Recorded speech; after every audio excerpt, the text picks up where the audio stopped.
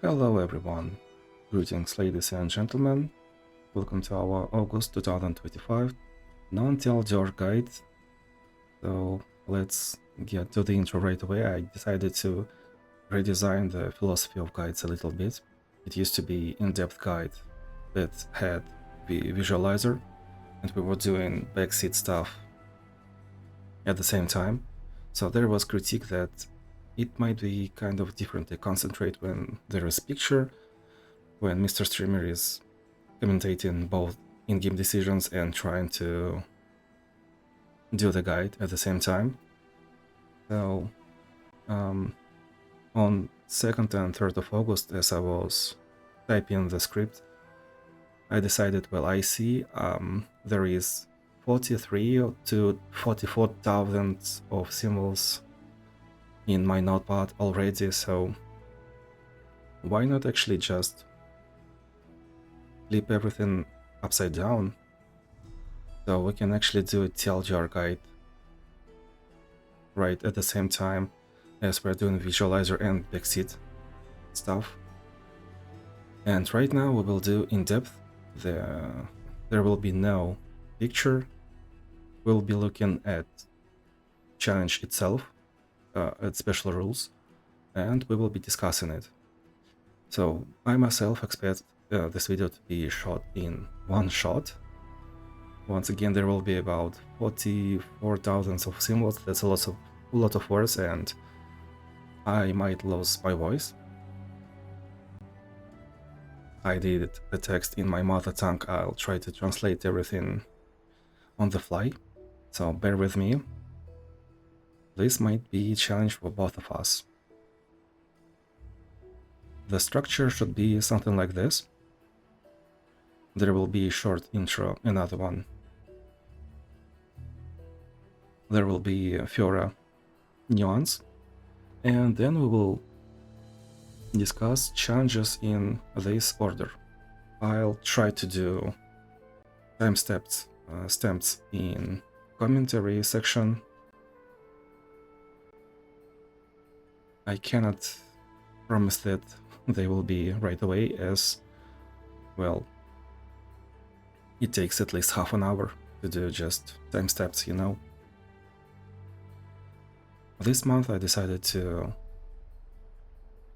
collect special rules at one place, so we will be discussing Chronicle of Ruin and these challenges. Then we will be discussing Gathering Storm and these challenges, most likely. Then these two at the same time, because they're pretty simple and they have a lot of things in common. Then this one, etc, etc. These three challenges do not fall into any category above, so they will be discussed later. This is kind of for fun. We will face these challenges, I think, not as often this month, but they either used to be met at least 4 times, 5 times, and they might be met more times, so they're just worth discussing too. After image, pretty hard one. Magic number is fun one. Small stuff should be discussed too. Yeah.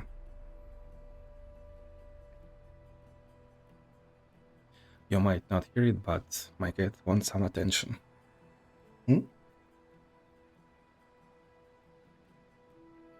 We might get here at the stable. So yeah. What do we want to talk about? First of all, alright, sure.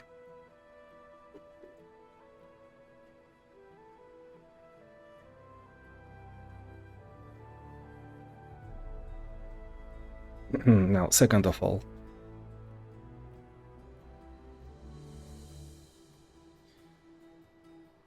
just if you do not really know me, so I go into monthly changes kind of blind, without any preparation. I prefer to use weaker champions in the first place, Since April we are doing challenges 1, 2, 3, 4, 5, 6, etc, etc. Then in the end 68, 69, 70. I used to do them as 3, 6, 9 and the way they're supposed to be, but we figured that for purpose of the guide it's better to do 1, 2, 3, 4. Snorlax. We are doing this in one shot, I think. Alright, also, I prefer to use like kind of meat, maybe meme or mediocre stuff when I get a chance. That's how we got that archetype of playing Vex, cosplay Jinx. That's why I pick Tryndamere into Tryndamere, that's why I pick Ashe into Tryndamere sometimes. Stuff like that. It's not like I do bad choices purposely. Now I still pick from a pool of better choices. I still follow basic recommendations and follow common sense. It's just I could do better. So when you see me picking something, it's definitely not because it's the best, it's just because I felt like playing it and I see a way to win, or maybe I do not see a way for enemy to lose. What? I see a win, or I do not see how enemy will defeat me. Okay. I definitely do not recommend doing my way. I definitely do recommend doing 3, 6, 9, 12, 15, and 18 till the very end, and then doing from harder challenges to easier ones. My champion pool is extremely big. I have a lot of choices, so I can afford that. Like, plan ahead. Try to plan ahead at least, I think 10 last challenges, because there are vicious enemies, and there also are pretty hard ones in the middle of the game. If they have vicious enemy, like challenge 48 can be challenging, challenge 24 was somewhat challenging last month, and stuff like that.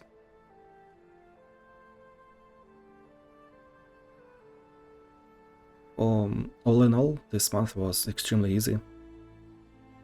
I think it was the easiest month in the last 2 years.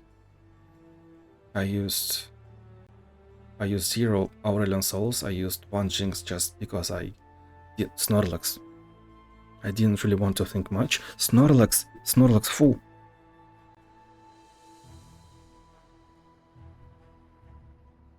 Is this IRL stream now?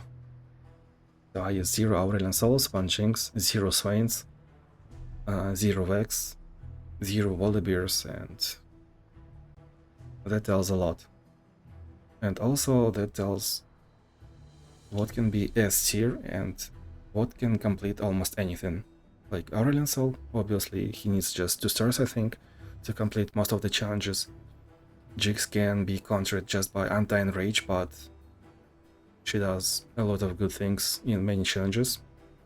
Swain is pretty much broken if you have 3 stars or if you go further to Paramanic Wake in his constellation. Vex is pretty much broken too.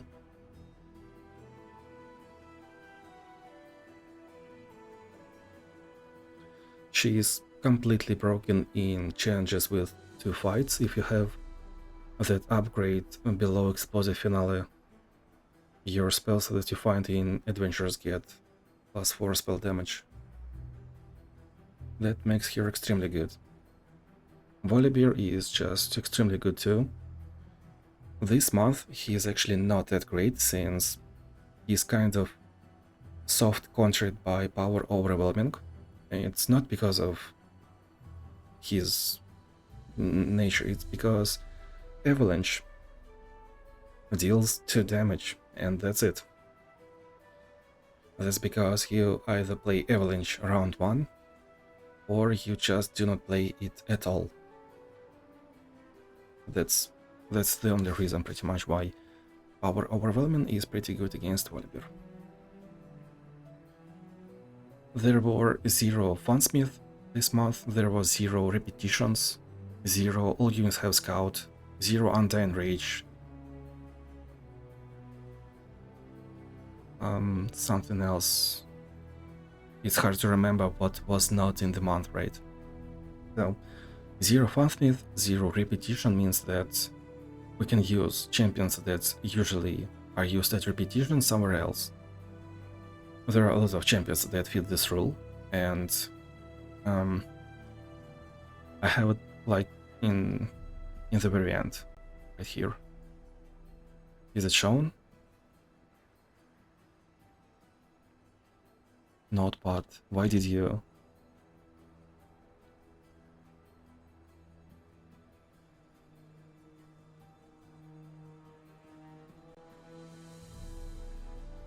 Why?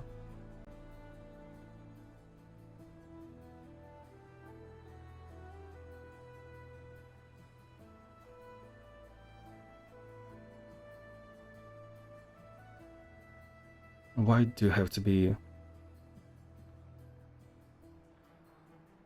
all good?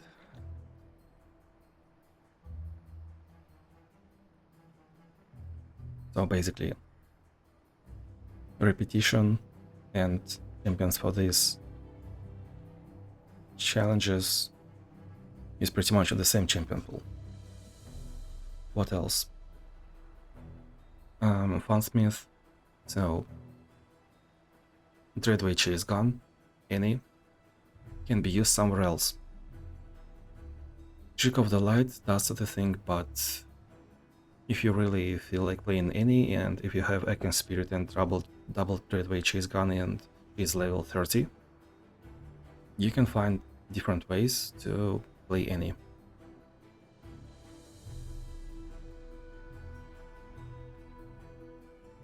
All unit scout, well, that's not much. Norlax, why do you have to sit on keyboard? Just pretend I'm not ill, right? Right?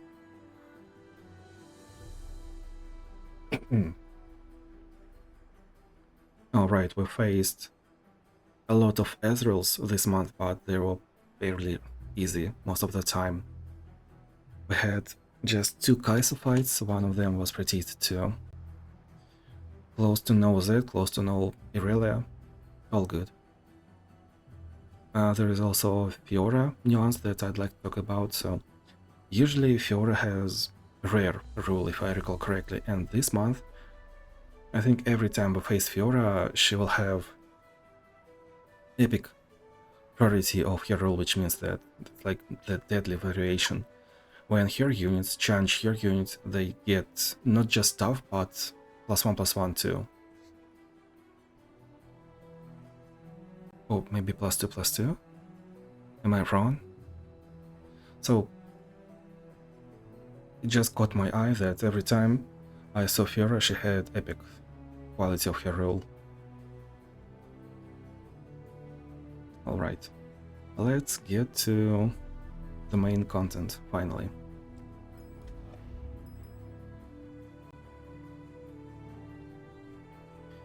Chronicle of Ruin.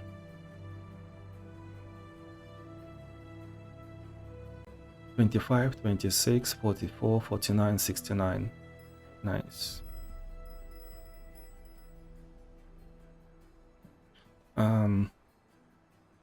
What can I say? Chronicle of Ruin is pretty standard to this month, and let's then talk about the standard Chronicle of Ruin setup.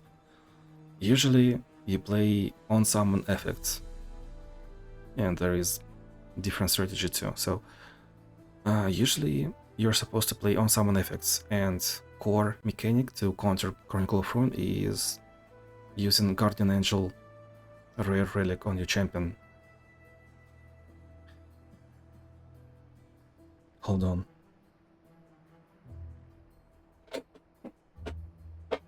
Let's actually change the cam angle, if I can. This should be more interesting, right? Yeah, nice guide, I know.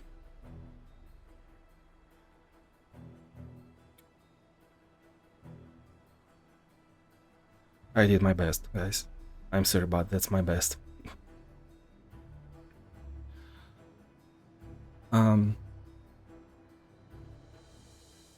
On summon FX means that every time our champion is summoned on board, then his on summon FX will trigger. When you have Guardian Angel, it means that due to Chronicle of Ruin ruling, champion will die. It will get revived instantly due to Guardian Angel, and then every board will revive due to the ruling, and we will have twice as many champions basically. If I have Falcon's Blade, then our champion will start clearing enemy board. What does it mean? It means that we will outvalue enemy just on 2 rare relics almost any time. You could also use Guardian Orbs. You could also use Dreadway Chase Gun because that's an on-summon relic, but that's kind of killing with a spoon unless you're any. You can also play this Chronicle of Ruin by using Explosive Finale. That's a 4-star upgrade on Jhin and Vex. Every time enemy dies outside of combat, enemy core will take 4 damage.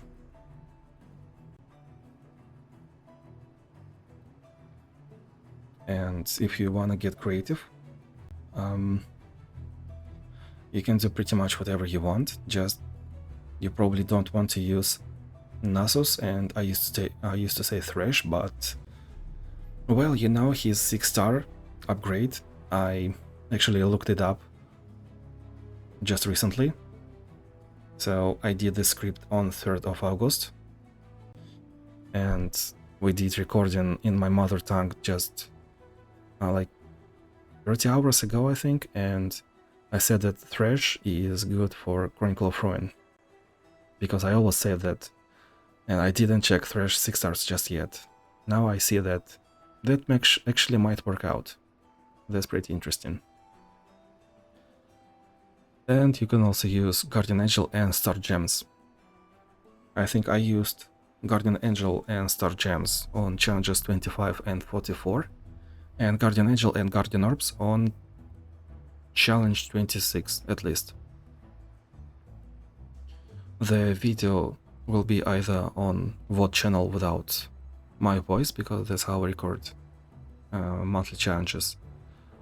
And video also with backseat guide will be released. TLDR and backseat will be released later, I don't know, maybe this week, maybe at the beginning of the next week.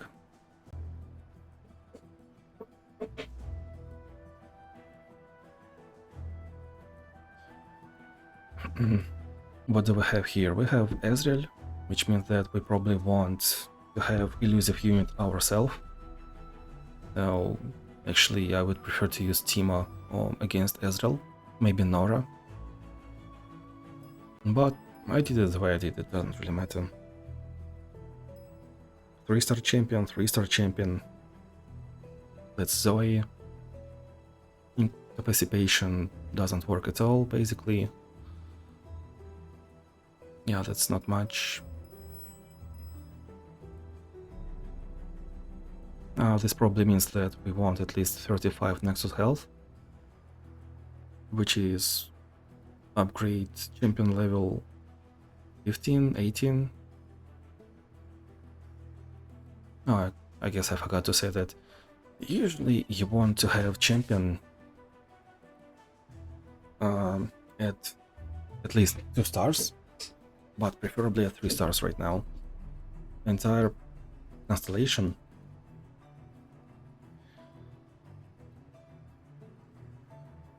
costs 540 fragments, and upgrading champion to 3 stars is just 100 fragments.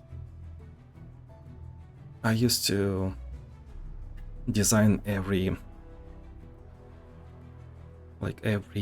guide for monthly challenges for 2 stars level 20 champion, but right now it just feels wrong to to think about 2-star champions. So whenever I say that I have a feeling that this champion will be confident, it's usually me talking about 3-star champions.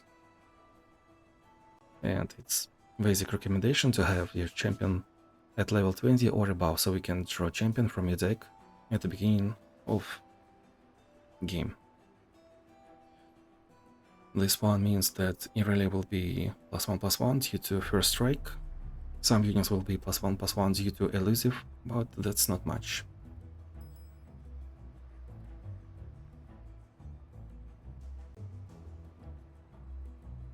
What do I have to say about Irelia? The most annoying part about Irelia is her recall spell.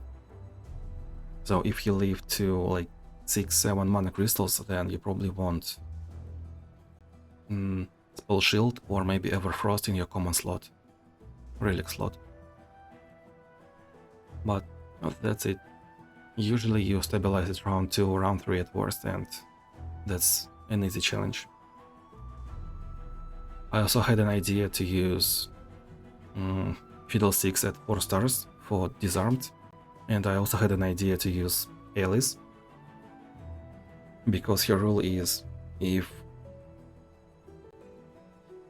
an ally died last round, then summon Spider, which means that you will have some protection.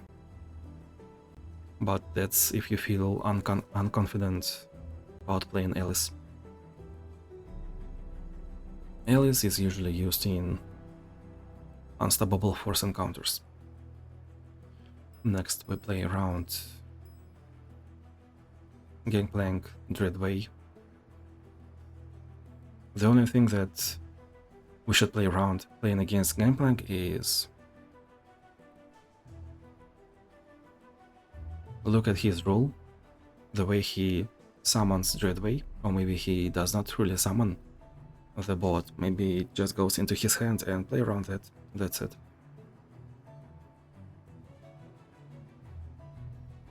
Chronicle of Ruin.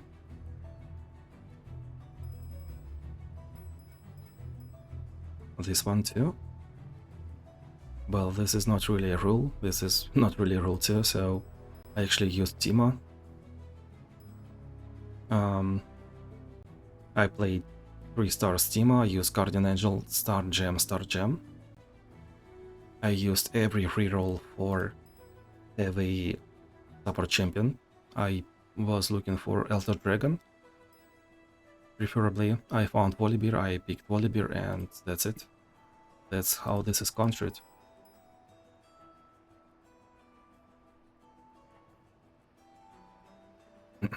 Okay, we go ahead, Gathering Storm. Is it okay if I have this cam like this? Maybe I can... Oh, I can improve it.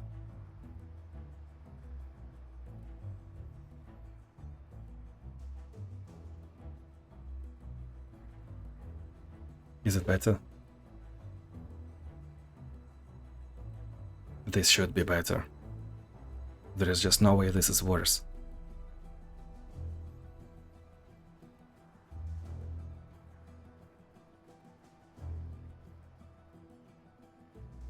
Alright, we go ahead.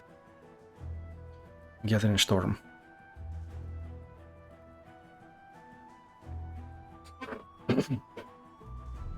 When enemy attacks, stun our weakest creature and enemy draws 1.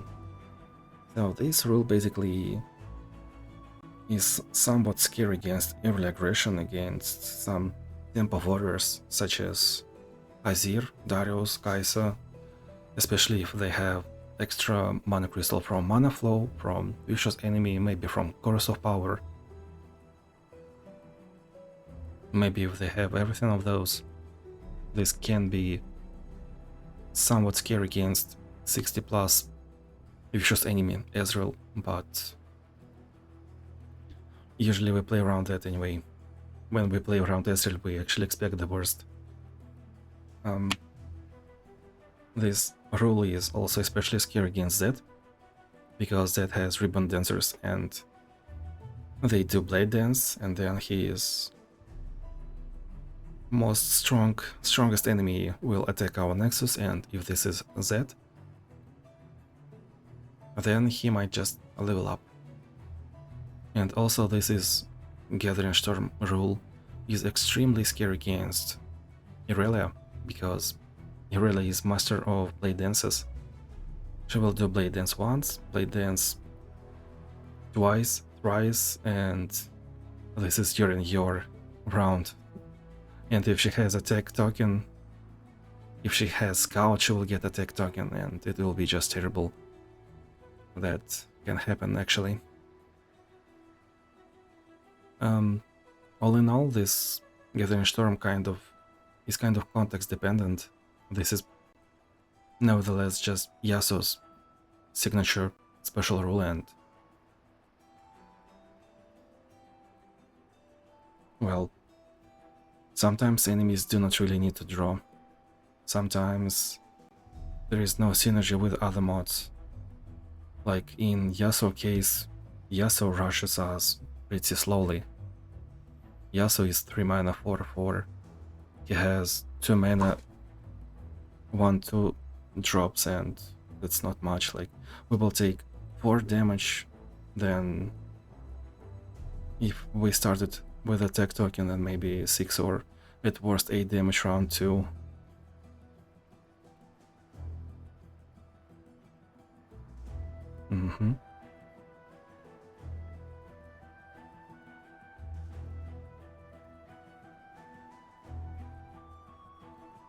Nice. Right, so let's get to challenges. Challenge 37. Caitlyn, Fiora, Gathering Storm, Guided Meditation. Guided Meditation, so we will most likely talk about this challenge in Guided Meditation section. Right now we can talk about these enemies, I think. Snorlax.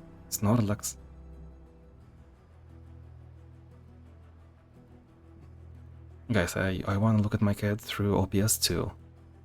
That's why I'm getting distracted. So against Caitlyn, you usually want tough or regenerations on all units, and big size of stats can work too, because her traps just deal 1 damage, and she has pretty good special rule only in deadly encounters, I think. In normal encounters she has pretty big special rule that will not deal a lot of damage. It's really hard for Caitlyn to combo things into controlling our board unless we are underleveled and our units have like 1-2 health at worst. So Fiora is quite interesting enemy at 10 mana.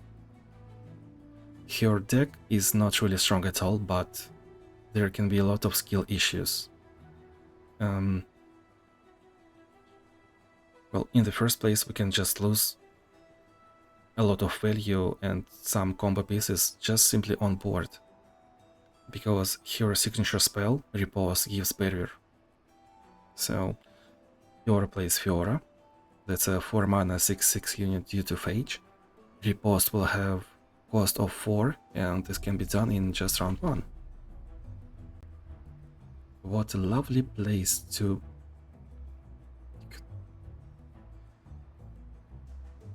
Snorlax. Why do you have to do that?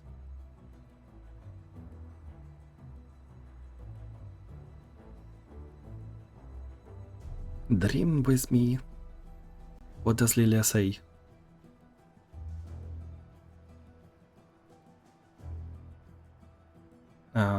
What was I saying? Your signature spell.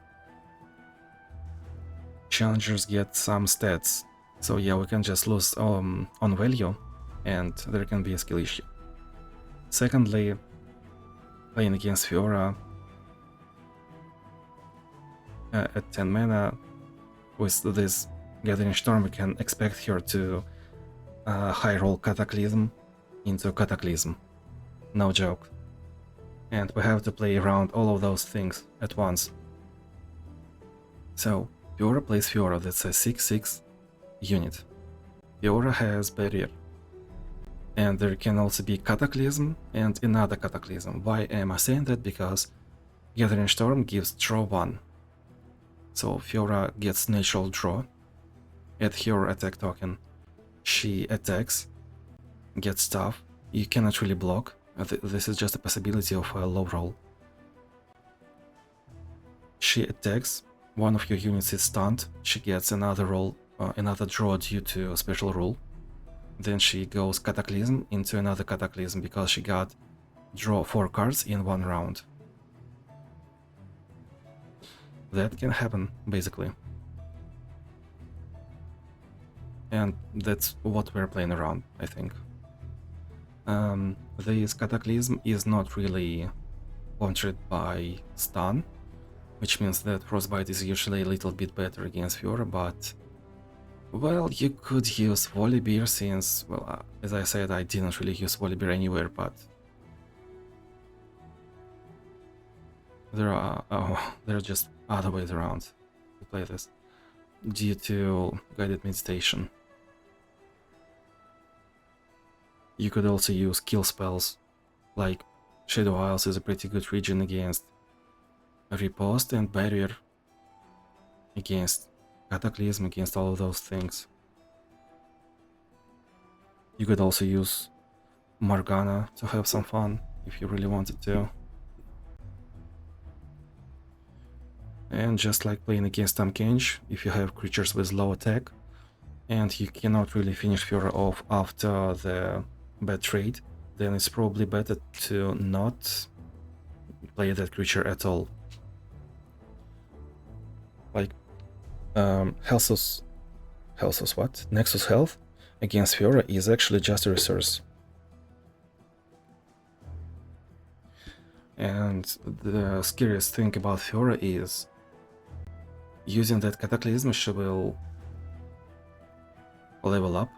She will be at worst at 3 out of 4, and if you do not have any removal, then that's a bad situation. Sometimes it's just better not to play anything at all if you're low rolling against Fiora. Speaking of champion choices, a lot of choices, just due to guided meditation.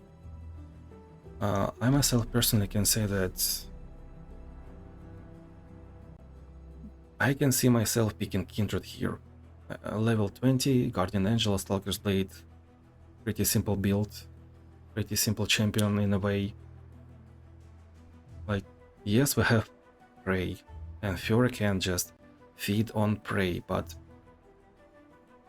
we have options to play around that.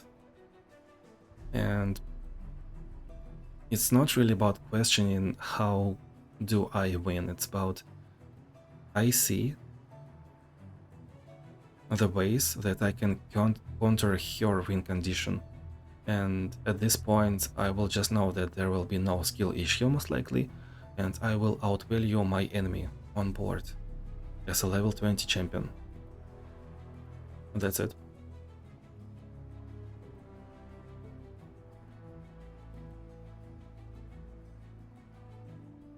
Mm-hmm. 46.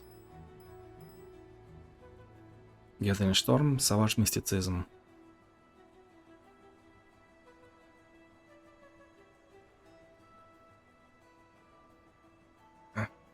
Just for a second I forgot, are we discussing Savage Mysticism or Gathering Storm?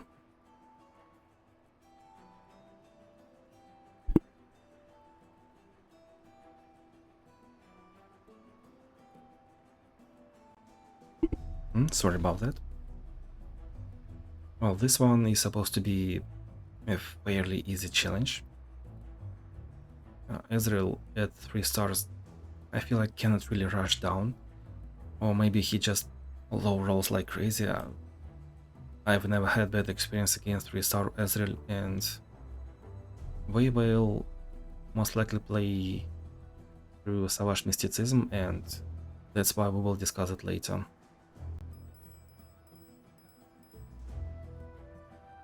challenge 57, unflinching strength, gathering storm, power overwhelming. This one should be discussed right here, right now, I think. And this is vicious enemy and Darius. So the thing is, Darius will play a lot of units, like he will play up to 2 mid-range units round 1. Most likely he will play 6/6 5-mana Darius round 2 if I recall correctly. And round 3 is pretty menacing still too. A lot of those units are scaling +1/+1 every round, that's... And he will... This Gathering Storm will also support his what I call Tempo Warrior game plan. I think that our low roll here is... Well, his high roll basically. Our low roll, our high roll is he plays Catapult, and that's it. Our low roll, his high roll is if he attacks second. So he got 1 round of power overwhelming, and we didn't really have much creatures on board. So he had 2 rounds to develop. Then he attacks.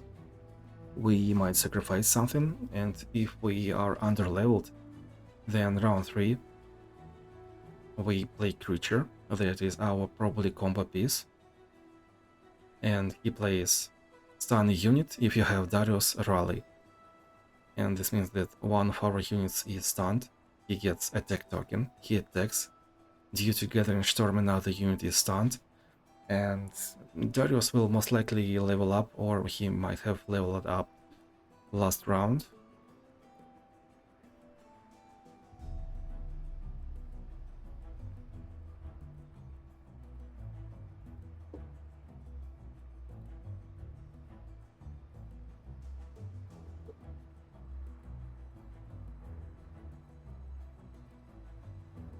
I wish you could see what she was doing. Now she feels like a bit nervous about the situation. She might run away.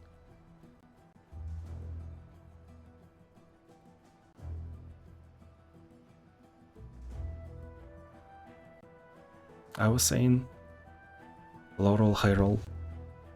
Well, anyway, this challenge sounds good, sounds interesting, and sounds terrible at the same time if you're underleveled. Like it's like deadly, I guess, but I don't know, not as bad probably because the enemy is scaling and not just flat out bad. I would highly suggest using this Noxus discount. And what's going on? Yeah, right. Nothing's going on. I would definitely use this Noxus discount. I definitely like the idea of using LeBlanc, because if you do not have Manaflow and your champion is free cost, if you have a discount for 1, you just have to high roll champion for round 1. You pass until enemy plays some units. You play LeBlanc for 2 mana and you kind of clear the board easily. Ideally you want at least 1 Stalker's Blade. Like, I used 2, definitely for an obvious reason. My 3rd relic slot is usually... It can be Guardian Orb. Right now I'm using Secret Technique because I'm not used to that playstyle, and I found this idea useful against Ashe earlier in monthly challenges, and I just stick to it.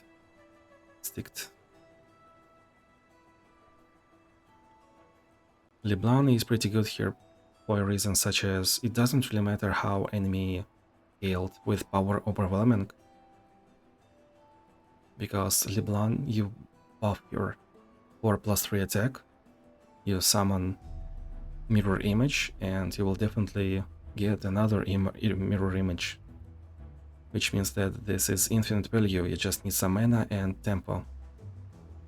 Enemy most likely will just lose cards, and that's it. And probably the best part about LeBlanc is that your 2-drop spider that summons another little spider. Yeah, the spider has Farsight Alteration, which means that's a guaranteed blocker. That's a pretty good thing.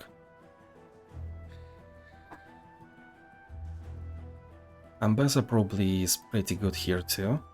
Here, level 27 champion level, Rictus has instant attack, quick strike plate, or quicksilver plate, which means that one of attacking units will be stunned and we lower our casualties. Incoming Nexus damage by a lot, and Rictus at level 15 also has Barrier, Locket of Iron Salary, which means that we do not have to sacrifice anything. Well, if we have something on board, like we might play 2-drop and 1-drop, right? Yeah. Now the Noxus champions. I am unsure about Samira in this challenge.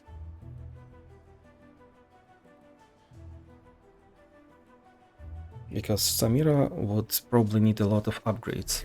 Nothing is wrong about this webcam right now.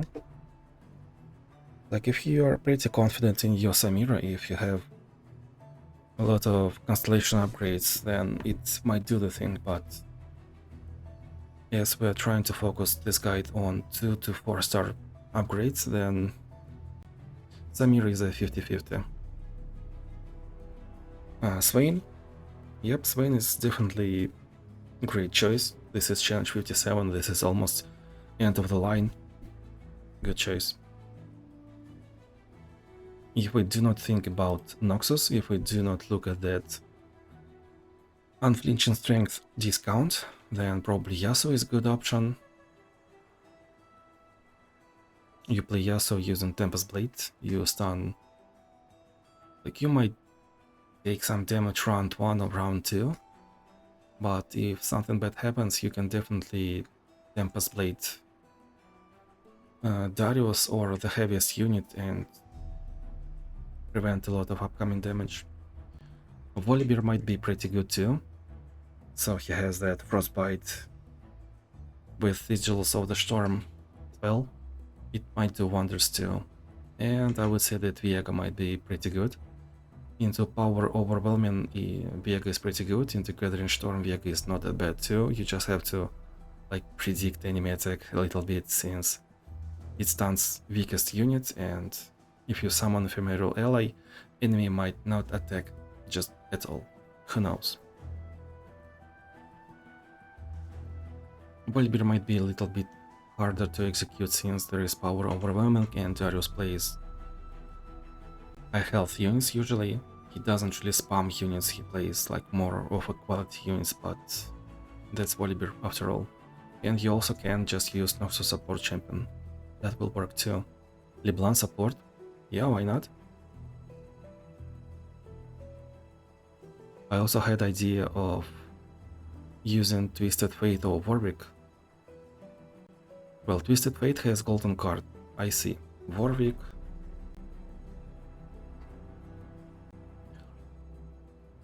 I guess Warwick is just generically good at controlling board. So if you have Warwick at 3 stars, you're almost at 4 stars as well. You just go to Northwest and you will get his 4-star upgrade. Warwick has basically Stalker's Blade intelligent in him, and this means that he can control board easily. If you have Manaflow on Evelyn, Evelyn should be best slot. So the point is, if you have Manaflow, it means that you are 3 mana round 1, you play anything that summons Husk. Round 2, if there is enemy attack token, you just have 4 mana and you summon Evelyn. You will stun using Tempest Blade, stun every enemy, and you survived. And also Evelyn outscales our overall manning. She is pretty good into that.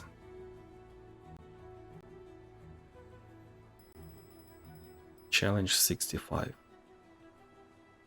Lingering Shadows, Gathering Storm. LeBlanc was used, and here we see Viega. Viega is definitely not something that I would recommend right away. What do we see here? So, Shadows, Lingering Shadows means that Nautilus scales a little bit more than he usually does. So he uses the spell Summon Sapling round start and another one. So some of his creatures in hand might get +2/+2, +1/+1, and another will be +1/+1. That should not change much. Gathering Storm means that, well, if we are almost out of resources and he has Nautilus on board and he uses that Nautilus spell, stun a unit or place it into enemy deck if you have Nautilus on board, and then he attacks, it means that that's a good finisher. But speaking globally, both of these rules do not really change much of a Nautilus encounter, like overall. It's just Nautilus that starts on 4 or 5 mana and that's it. We just play around him scaling, or we play around him removing stuff. Should be pretty normal encounter. Speaking of recommendations, this is usually Black Shield. Yeah, Black Shield against Nautilus is like at least 6 out of 10 due to those spells. Due to Anchor, due to get card into deck.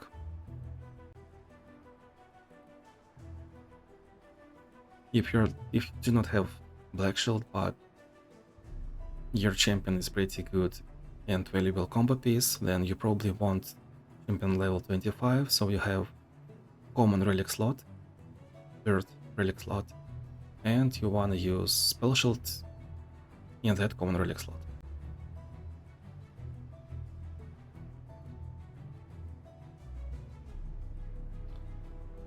Playing against Nautilus, well, what do we start with? You can try to rush him down. We said that Alice is supposed to rush enemies down. I do not really feel like playing spell shield, Black Shield on Alice, but we might do that. We might use crowd control like Yasuo, but once again, that just doesn't really work with these special rules. Gwen? Gwen can work with Lingering Shadows, that might do the thing. Well, I just prefer to outscale, like I would... For the memes, I said that, well, you wanna go deep, I wanna scale too, I'll help you to scale and we will see who is stronger. Every time Mist dies, enemy Nautilus is healed 1 and he goes deep. So I accelerated both of our late game ideas. That's why I say that you have to be confident in playing Viega if you wanna do that. Well, considering that I have Black Shield, and if you have Black Shield too, if you do have Black Shield, then you can try to outscale enemy using Gale. You probably don't even need Sacred Technique, just 3-star scale should be enough. Like 2-star scale is pretty mid, even on a bad side, but 3-star scale is completely different champion. Ambessa can be somewhat good against this, she just scales a little bit faster due to her 2-star spell that summons a copy. I would say that Kaisa is somewhat not that bad, she just scales too. You might get spell shield here and there. you might use Ludon's Tempest on Kai'Sa herself, so the fact that enemy gets stuff somewhere doesn't really change much.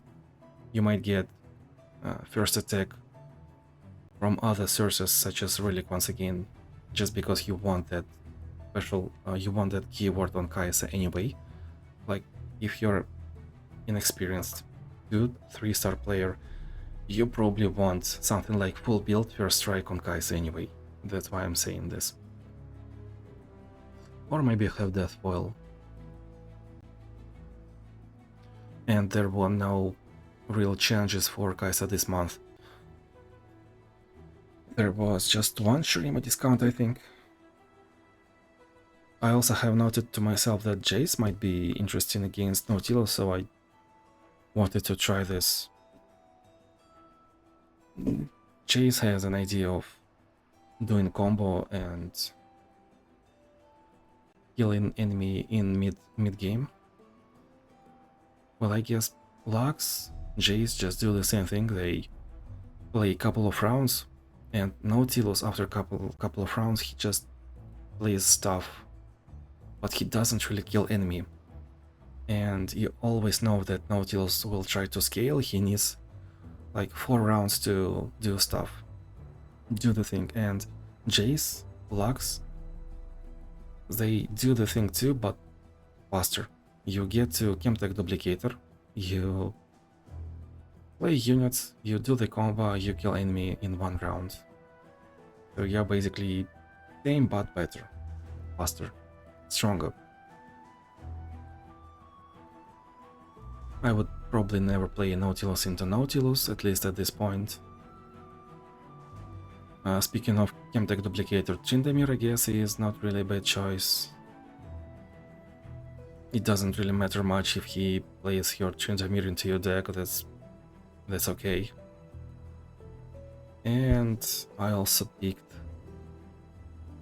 Vi, I think, in one of challenges against Nautilus, in this one, yeah. So Vi is somewhat okay into Nautilus. Volibear, of course, yeah.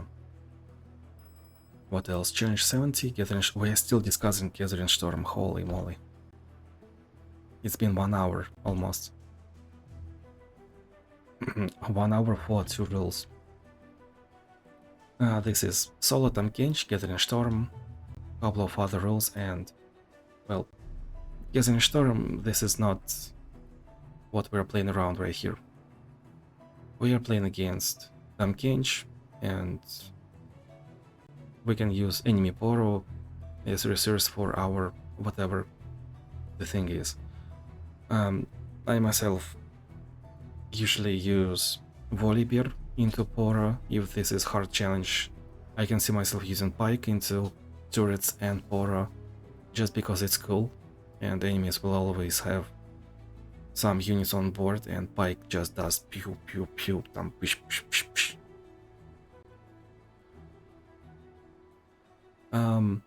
Yeah.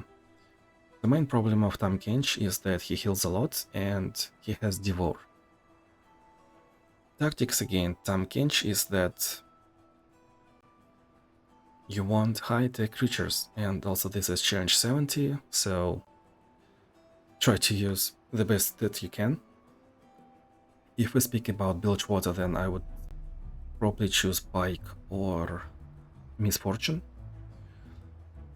Misfortune, I would definitely want to use something more than just 3 stars, like there is Make It Rain +2 damage upgrade or Ip's Genius for +2/+2 on every monkey. That's pretty good. Pike is just... if you like Pike, you will use him. If you do not like Pike, then why would you ever use him, right? I follow this idea, and if you feel like playing Pike, yeah, he probably will do this. You will just outscale enemy. It might take some time, it might take 8 rounds, but you will most likely outvalue him. I myself use Kench into Tam Kench because you have to calculate an outplay, and that's really not that hard. I usually use Archangel stuff, or you could use Hidden Tome or Lost Chapter, so you play Tam Kench. We have discount for Tam Kench, and we just devour enemy Tam Kench, and that's it. That's his win condition. That helps our state of board too, because we will get another Tam Kench card. If our Tam Kench dies, we will get another one. Beautiful. If we speak about other regions, then once again Warwick is pretty good at controlling enemies that have high health or high health units or spam units in a certain fashion. Also, not just high health units, but damaged units too, right?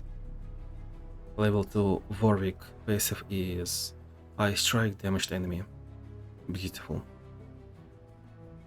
Just because I enjoy struggling, like not in a bad way, but actually fighting enemy.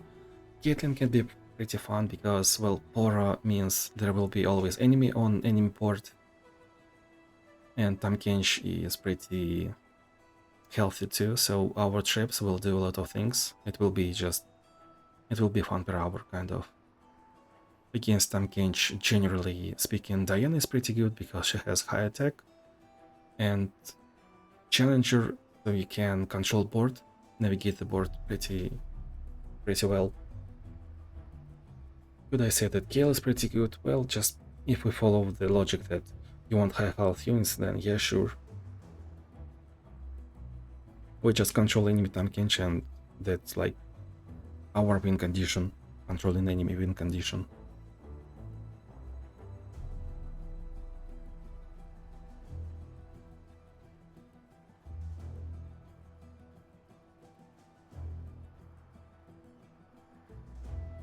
Let me take a drink, take a sip.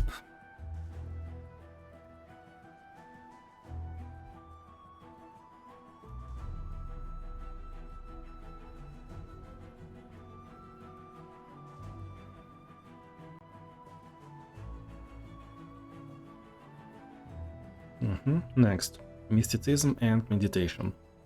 So, Mysticism.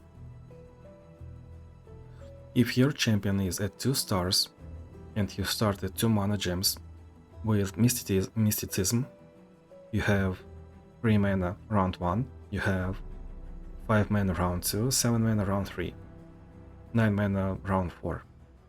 And on Meditation we have 10 mana round 1. There is now 4 everywhere. I hope she's glad now. So, the most easy way to counter these 2 special rules is to play Chemtech Duplicator. When we have 6 mana or more, then all spells that we play are copied on the same targets.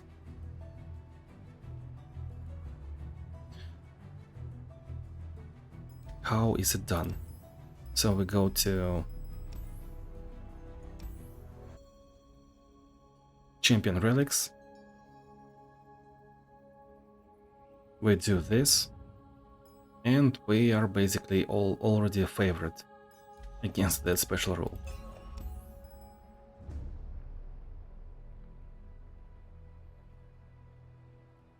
Oh, I have a huge list. Well, sure, why not? So I have a huge list of champions that kind of work with Chemtech Duplicator, and here we go. Leona. Yeah, I'm a huge Leona enjoyer. Like, long before Leona got Constellation, I was always saying that, well, you could just use Leona. Lose Iona. Use Leona. And win round 3 or round 4. Isn't that good? Yes, it is.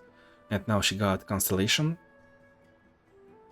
I'm probably a little bit more in majority right now, since she's pretty OP. Well, this Manaflow blocks some stuff.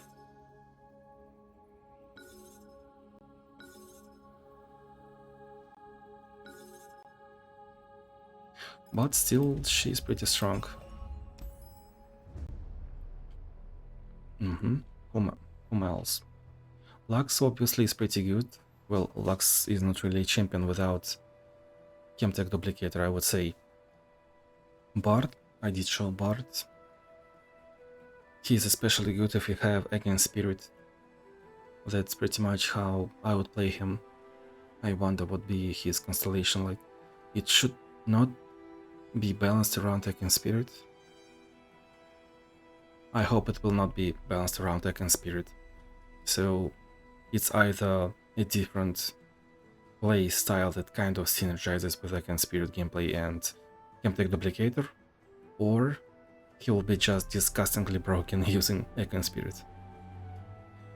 Then you could also use Jace, because he's played around 6 mana spells. Janna. Janna is pretty good with this relic, but this is not the best archetype of Janna anyway. I used to play that this way, but not anymore. She's still playable though.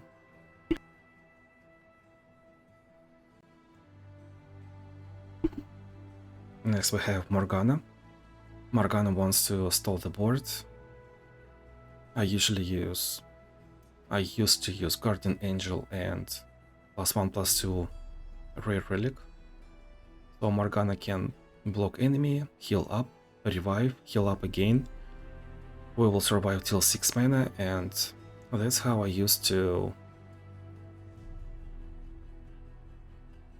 face deadly challenges, I guess, without really any constellation upgrades.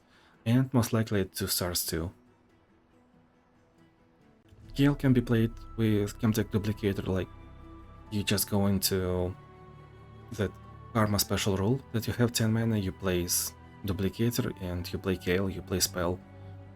That's it, that's a lot of stuff. Victor can work. It's not really the best, but it just can work right. Nami is extremely good using that spell. Tryndamere, he just uses Call to Arms, and he wants Second Spirit too, just like Nami, just like Bard. LeBlanc can use the Chemtech Duplicator. Well, why not? LeBlanc's 2-star is... No, LeBlanc's 3-star is Get a Buff. And Mirror Image is a spell too. This works. Ambessa. Yeah, sure. Play Ambessa for 4 mana. You play unit, you play spell on unit. You will get 2 copies. 3 of those units will attack. Each one will get +3/+3, a lot of value. Lee Sin, Master Yi, both work with Chemtech Duplicator, but well, Yi does have some purpose in monthly changes. Lee Sin is odd one. He's just sometimes fun to play. You want to use Mass Overwhelm on Lee Sin. Chemtech Duplicator is pretty good. Once in a month, yeah, I'd like to play Lee Sin, but right now I actually forgot to play both Lee Sin and Master Yi this month. Something wrong happened. Heimerdinger can use Chemtech Duplicator, but there is one issue with that. So yes, your spell will be played twice. You will get twice as many turrets in hand, but you will run out of board space, which means that is there really a point of using Chemtech Duplicator in the first place? Poro King. I did use Poro King this month, yep. It will be shown.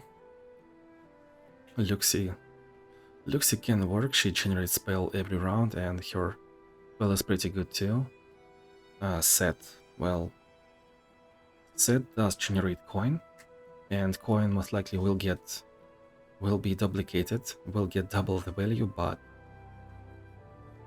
I'm not really a fan of that. I found a way to play Set differently, and I used to use him a lot. Well, we will see. I might change my style of playing Set. Veigar can obviously be very good with Chemtech Duplicator, you will control board. Veigar is extremely good choice against Katarina, against Fiora too.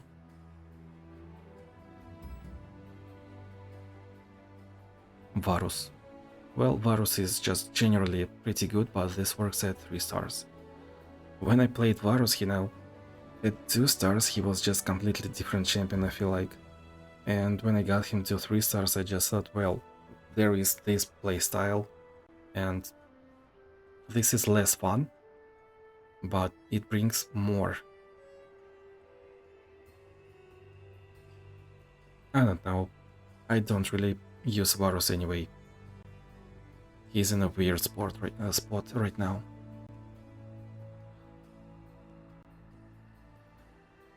I also have separately these 4 champions: Eken Spirit, Tryndamere, Diana, Nami, Caitlyn. So if you have Eken Spirit, then these champions, yeah, are pretty good with Eken Spirit and Chemtech Duplicator, because Tryndamere will just play a lot of himself. Diana will play her own spell at bare speed, and if you have Corrupted Star Fragment, that will be pretty good. Nami, she just works. Caitlyn, I am a fan of this, but I can see if you're not. Well, this is pretty specific playstyle. Hymn of Valor. So you will get that spell. How is it called, by the way? I haven't used it in a while.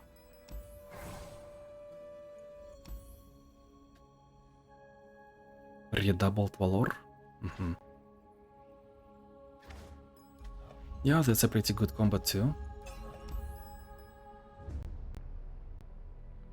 Pretty much anyone can use it. You just need to... You need Duplicator, you need Hymn of Valor, and you need Overwhelm.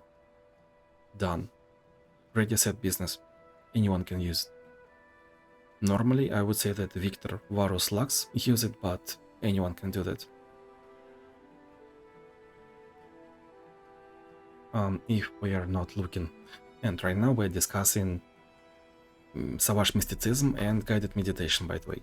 So if you're looking at some other solutions, then I would say that Elder Dragon can be pretty good, he's pretty heavy.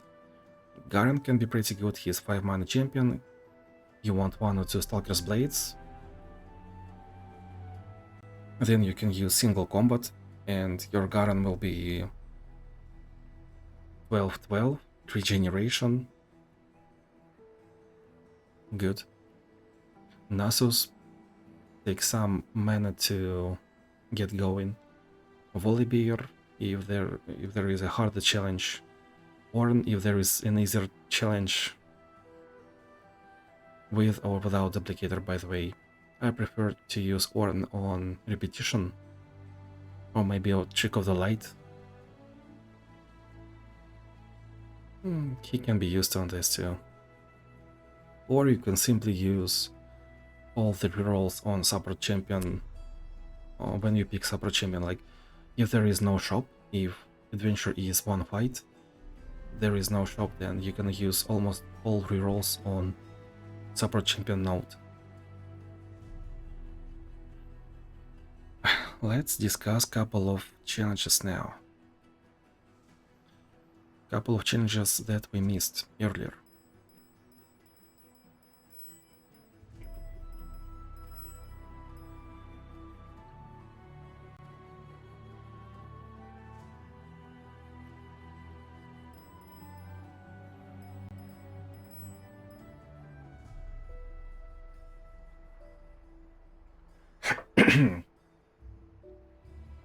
So we have Savage Mysticism and Hemorrhage.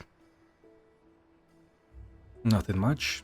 Savage Mysticism we just discussed. Fiora, we did guide on Fiora. Fizz. Well, Fizz is fairly easy enemy. His only problem is that he has a lot of elusive units that deal 2 or 3 damage. So you either want Mass Challenger or your Nexus has stuff if you want to play defensively, but when I see this, I just want to get my combo and win. Leona, yep, sure. Challenge 69, 39. Nami. Nami against V is beautiful. Once again, Savage Mysticism. Spirit. It's not much. That's V's. Well, you see, this would have been hard challenge, but Savage Mysticism kinda trivializes because you just play around your combo, and if enemy doesn't really has removal, then you will play a combo, that's it. Challenge 40, Morgana. Yeah, so Draven is enemy that gets value every round. Round end, summon Draven. Round start, fan favorite, that's basically Draven from Adventure. And when he attacks, he will get double attack, that's what we play around. Fiora is 6/6 stats, and she will get fan favorite buff most likely too, so that's why I use stun. I decided to control the board. Let me see if I have any tips. There was Fiora guide already. Playing against Draven, we play around a situation where Draven has Overwhelm and Be Upon token. This means that during his attack he will have double attack. Overwhelm is basically his natural adventure, and we just play around that. Yep, that's their high roll.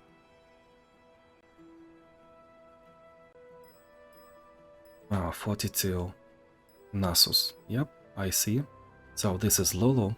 Lulu has Adoribus, which transforms strongest follower into squirrel. I decided to use heavyweight champion. Lulu usually has no problem playing her own deck just right away, which means that she will run out of cards round 4, I think. If she doesn't really use anything, then this is either Homecoming to Recall 2 or Nopify.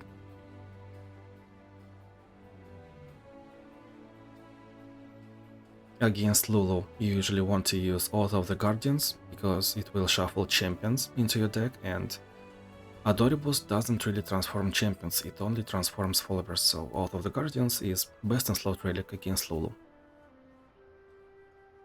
Another tactics against Lulu is you wanna combo everything and kill enemy in one round. That's like playing Leona, that's like playing Lux. You just wait till Chemtech Duplicator is online. You prepare your units, even if they are 1/1, this will still work. You play either for Demacia or maybe Leona's signature spell. Everyone gets a lot of stuff, enemy is stunned, and you win. Tryndamere with Akin Spirit should be pretty good too. Snorlax. I'm itching right now. Your 4 is everywhere. By the way, is she right behind me? This is the William. William? What's the word?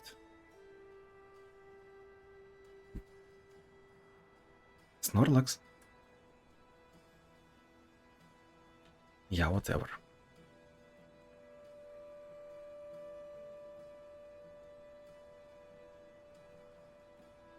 I was saying Tryndamere, yeah, right.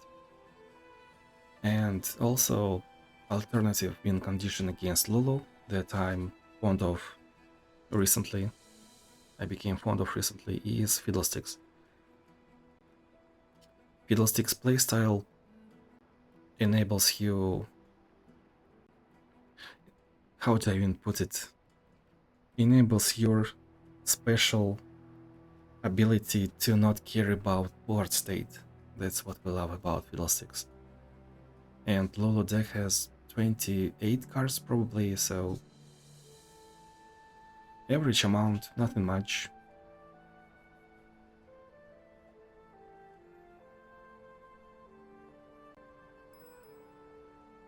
Savage Mysticism, do we want Duplicator against Lulu? It's not bad. It's not good, but it's not bad. It will work. Another tactics to play against Lulu is pretty old school one. Old school one you can play through equipment. So when Oliver gets transformed into Squirrel, you still will maintain stats from equipment, and if you're playing 4-star Atrox or 4-star Vayne, then you will still get that arm to the teeth +2/+2 and equipment stats too. So your Squirrel will be like 5/5 or whatever. Don't know about others, but I used to play Jax into Lulu. So you can play Jax round 1, then something again round 4, round 3 on 4 mana, and you will just win. And Jax will have a lot of stats. Crown Guard Inheritance will enable another attack. That worked like a charm. I guess I played Nasus because I just wanted to play Nasus. And his slow spell is at burst speed right now, so she cannot really nopify it.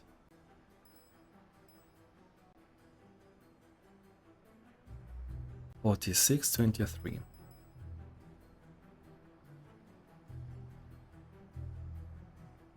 I think I said that we will discuss this Ezreal on Savage Mysticism, but there's just nothing really to discuss, right? You just play around your combo, around your win condition, and you do this like guided meditation. Yeah, we play Poro King, we play a couple of Poros, we play the buff, and we win within 4, 5, or 6 cards played.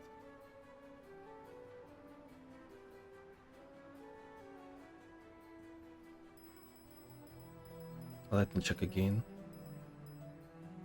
That's 3 stars, right? Well, we probably want something more confident against this just due to Gathering Storm, but if you have level 20 champion, then your Nexus has 35 health, it should be enough to win. You just play around your combo and that's it.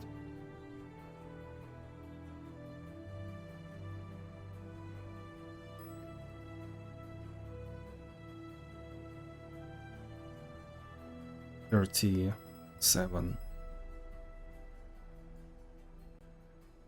Fiora, Caitlyn, Gathering Storm, Guided Meditation, playing around enemy win condition, playing around Fiora 4 out of 4, do the combo, do not misplay in shop, and this should be good. Next, 43.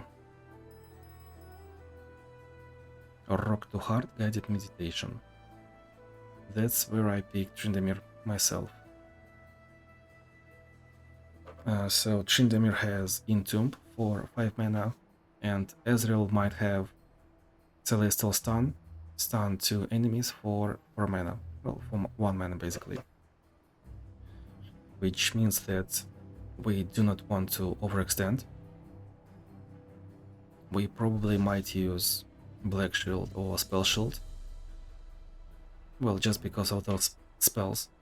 Playing against Ezreal, we want to play around Swabbot in worst case. Playing against Tryndamere, we wanna have like mid to high stated units, just because something can go wrong. And he might high roll tough unit into fragments that deal damage to everyone, so his units will get a lot of stats. Rock to Heart works only on us. It doesn't deal damage to enemy units, so Tryndamere will not scale off that rule. That's, I guess, a good sign. Also, Tryndamere counters Rock too hard because he has stuff, right? Well, generally speaking, you want to counter this using big stats, like Rock too hard. You want, just like against Caitlyn, tough, regeneration, or high stats.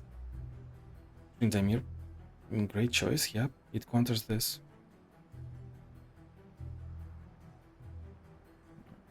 Other champions that have high stats are Elder Dragon and Volibear. They do not really use duplicators, so I think Tryndamere is just actually best choice. Other than that, I can see myself using Echo, because, well, there is elusive Ezreal that wants to be removed from board in a certain way.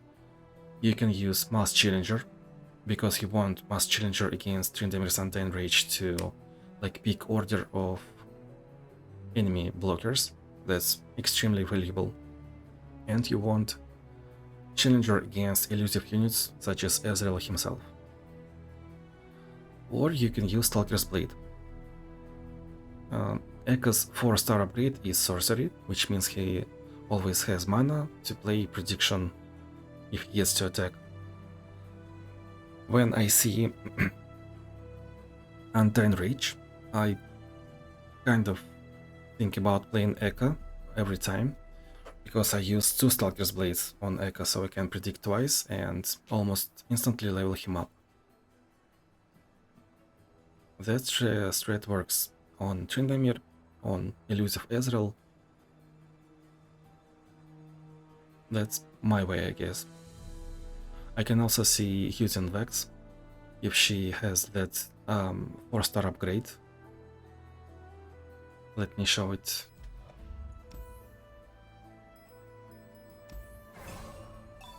This is Explosive Finale, that is pretty good. 1-star, 2-star, 3-star. You can either go left side or this side. I think 10 health into this probably how I leveled, because, well, this is good, but I just wanted 10 health. And this is the upgrade that I'm talking about. This is extremely valuable. This is just good. And this just combos with Explosive Finale in a way that you can just win without playing units.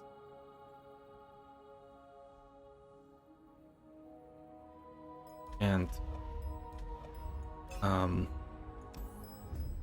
this challenge, let me find it. It has 2 fights, which means there will be shop, which means that every time Vex finds a spell, it will get plus damage on the spell, and you can find Static Shock to show Ezreal who is the king. Vex is pretty good against Tryndamere because Undying Rage gets countered by Gloom. Like, enemy unit will die, but it will not remove Gloom stacks.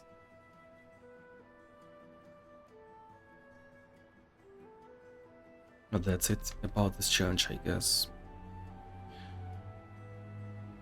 Nature's Revenge. Should we even speak about this one?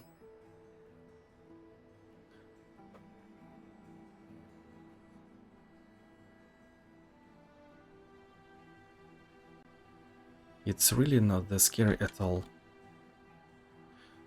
When enemy gets the attack token, they summon Sapling. It's not really much. I'm yet to hear a story how player lost against this, but something can definitely go wrong if it combos with some other rules, such as, well, Yasuo's Gathering Storm means that Sapling gets 1 blocker away, Gathering Storm gets another blocker away, and you're basically in a huge deficit of units when enemy attacks, but that's still Yasuo, he cannot really rush you down. Even if you just pass every round, he will take at least 4 attacks to kill you.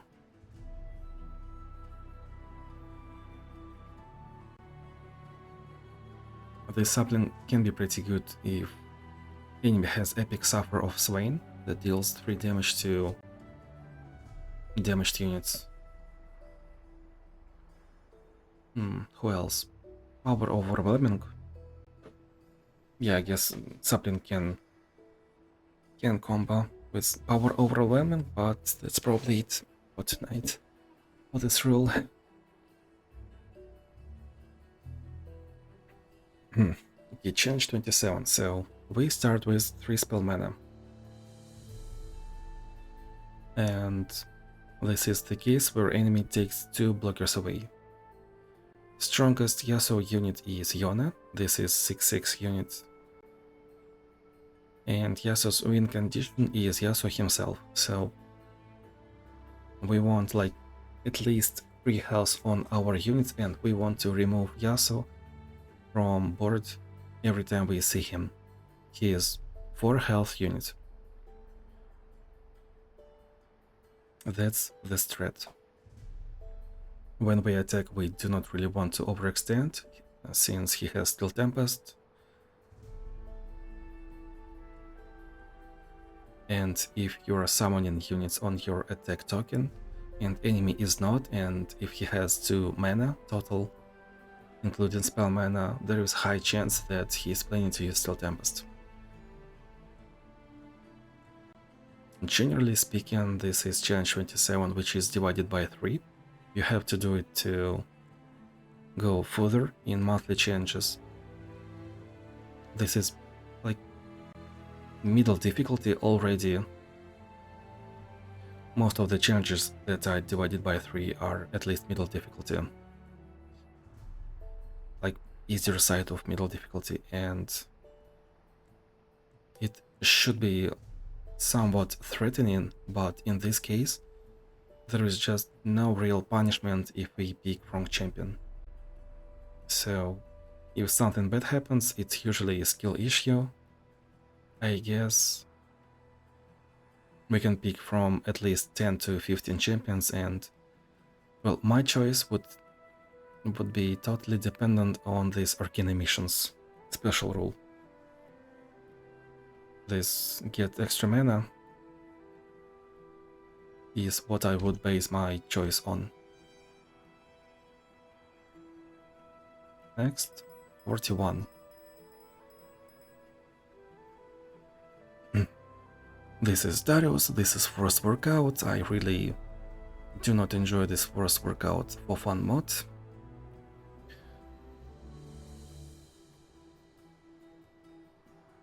This is usually countered by Stalker's Blades, double attacks, and this is exactly why I use Diana. It has double attack. You can use Ground Guard's Inheritance, so you can attack, level up. I mean, if you're doing Zero Crush style, like if you're attacking with Jax, you strike, you have double my power, you will level up, you will strike again, and with doubled power you will most likely just win on the spot. Not round 1, I'm just saying as idea as a whole. You can also cosplay Ashe playing Kale, so you can use, say, Sacred Technique, or maybe you do not have that, so you use Gatebreaker, or preferably 2. You have Kale in hand, you buff your units on board, Kale gets those buffs, and when you play Kale, she will strike enemy Nexus twice for power that is stated on your card, and then for twice that amount. So this is why this is 6-star Ashe at home. If we want to play defensively, we can counter this challenge using Ashe to frostbite enemy units. We can use Yasuo to stun enemy units. We can use 4-star Ahri to stun enemy units once again. If you are feeling fancy, you can use Darius himself because he has stun on 4 stars too. That's probably what I would do if I enjoyed this force workout rule, but I do not really enjoy it.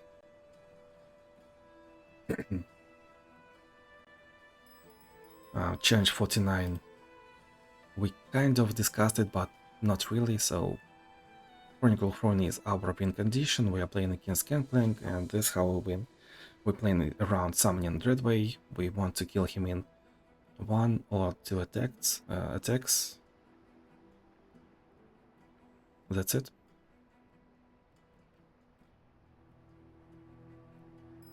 '53. Another Gangplank. Nature's Revenge, Lingering Shadows. When a unit dies, when a keg dies? I see.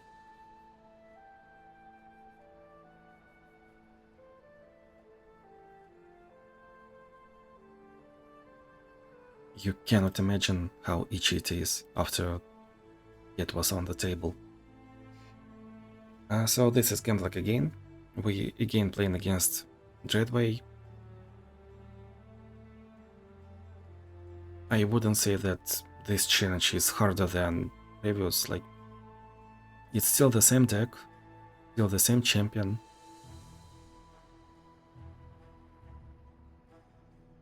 Against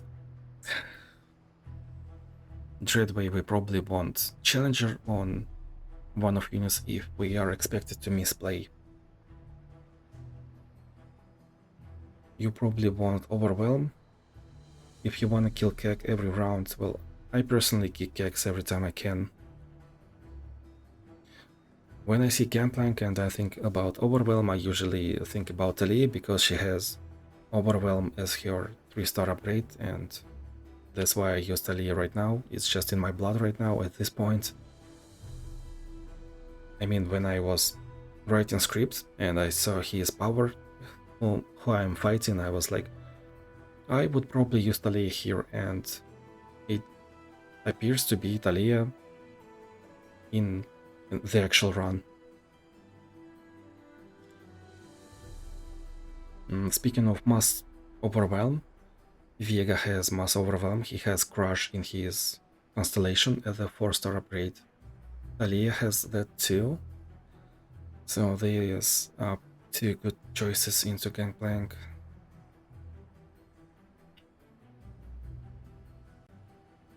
I guess Pike can be good here too.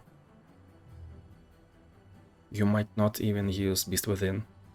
You just attack Keg every round, you scale, and then you 1-turn kill.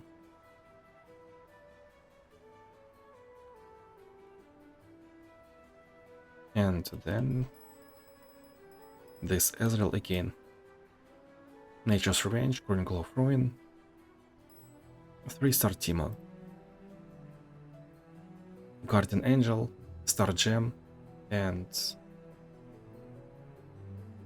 well, I use 2 Star Gems. You can use Guardian Angel and Star Gems, Guardian Orbs in any combination, everything works. Against Elusive Enemy, I would use Elusive Champion on my own. That's probably the only choice that I actually had to do. Actual choice, not really based on experience, not based on previous experience.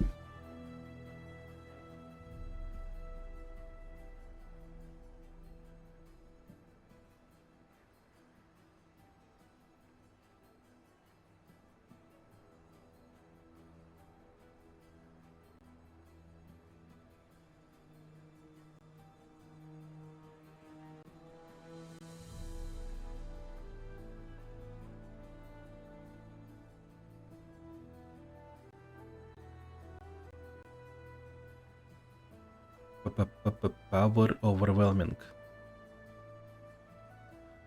That's a pretty fancy mod, I would say.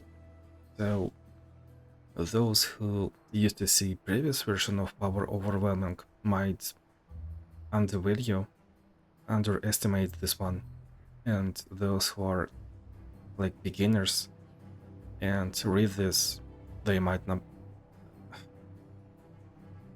overestimate this. So I usually try to give certain perspective on this special rule. Like, usually you want to win within round 5, I guess. Right now, I do not really play round duplicator in many encounters, I would say. Like, sometimes when I pick Nami, I think, do I really want duplicator? I might change it to Guardian Angel or Spell Shield, just because I need stronger early game, and I know that my mid game will be stabilizing anyway. And I forgot what I was saying.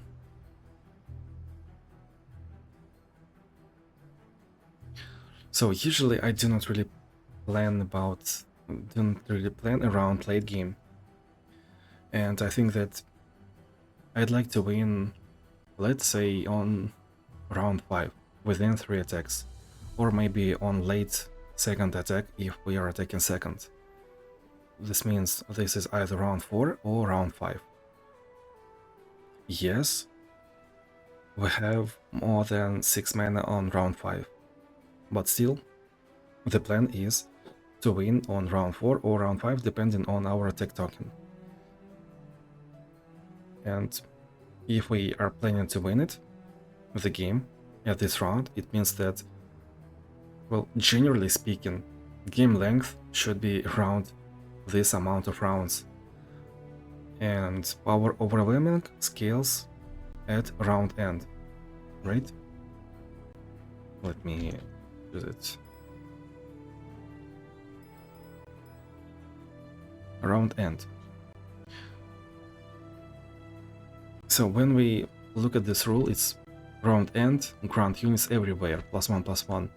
You think about it like, wow, that just scales to infinity. And this is really way too abstract for anyone to think like, does it mean that enemy units will be 1919? No way.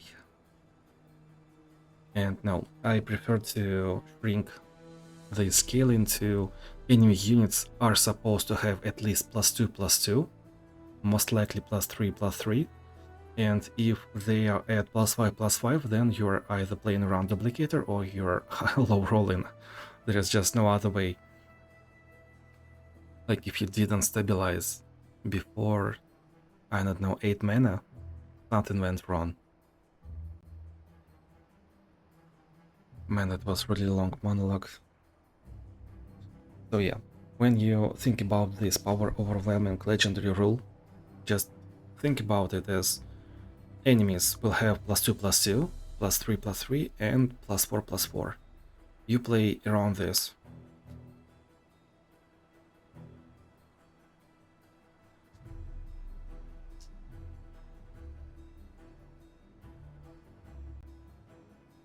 Right now, as I think that it doesn't really help me. Interesting. Well, it used to change my perspective when I was thinking about this a month ago. When I was replaying Aurelian Soul. So this special rule was really bad, and it was pretty common on Aurelian Soul for stars difficulty. Is it 4 stars? I actually forgot. Yeah, 4 stars. Fastest time 2 hours. What? Playing Aurelian Soul against her. What? What happened? Did I fall asleep? Shame. I was saying, yeah, power overwhelming. And then it became kind of good. And I started to be scared of this rule in Aurelian Soul Adventure. And then I changed my perspective a little bit that enemies are supposed to have at least +2/+2, and at worst they will be +4/+4, +5/+5. A challenge 32.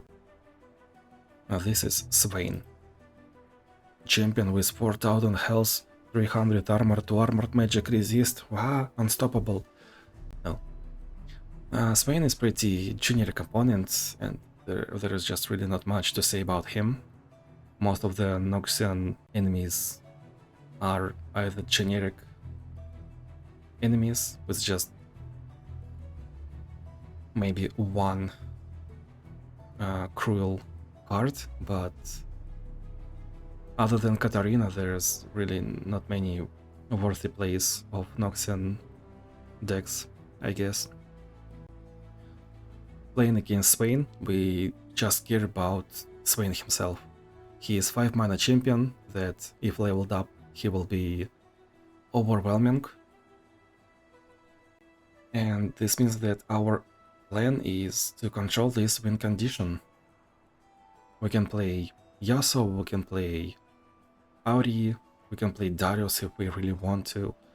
We can use Frostbite if we want to let him attack and then trade on our terms, right? We just control Darius, that's not really much to say, and we want to scale at least equally, right?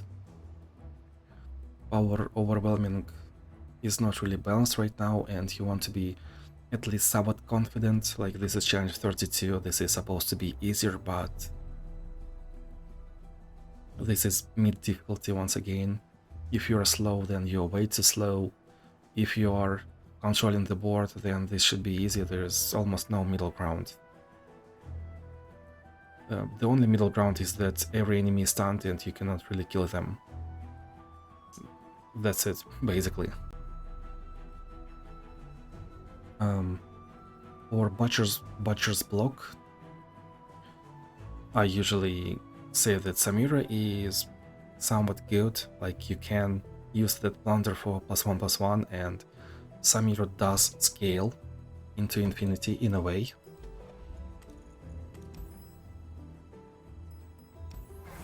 So when you play a third card each round, grant allies +1/+1, which means that allies on board will be granted +1/+1 after your third card was resolved. If that was creature, it will get +1/+1 too. Discount means you will have your early game and you will stabilize as early as possible.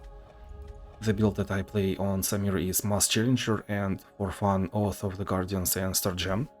You can basically play anything you want. Core is Lauren Blade Drag, pretty much, because she has quick attack and you will trade on your own terms. You can have Star Gem, you can have Warhammer, you can have Rage Blade if you really want to. Dream of Yordles is pretty cool. One of my favorite relics of all time, I would say. It's just simple yet pretty good. I meant common. Favorite all-time common. After it was added, of course, it was not. It's pretty fresh. We can also use Explosive Finale. Oh. Hold. I hope it was seen. I forgot that there is this notepad on the board. On the screen.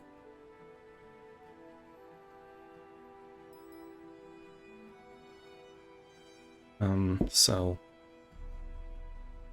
Explosive Finale can trigger Plunder, Gene, Vex.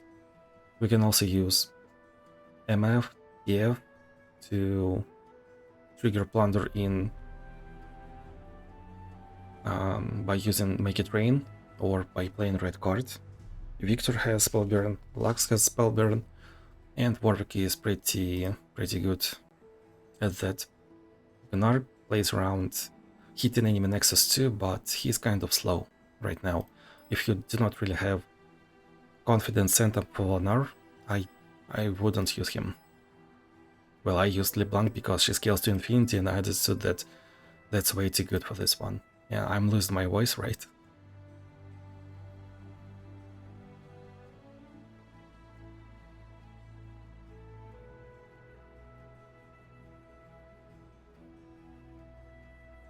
This is fine. Next, challenge 33. Power overwhelming Gangplank.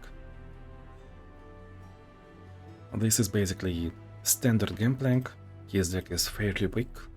It will be medium difficulty once again.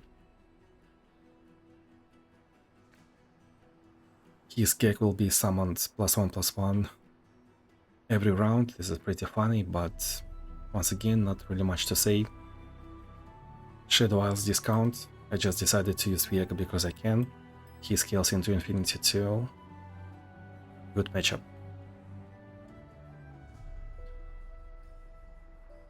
Challenge 51. That was interesting one, right? So we have Blinking Flames. That basically works for us. Turret.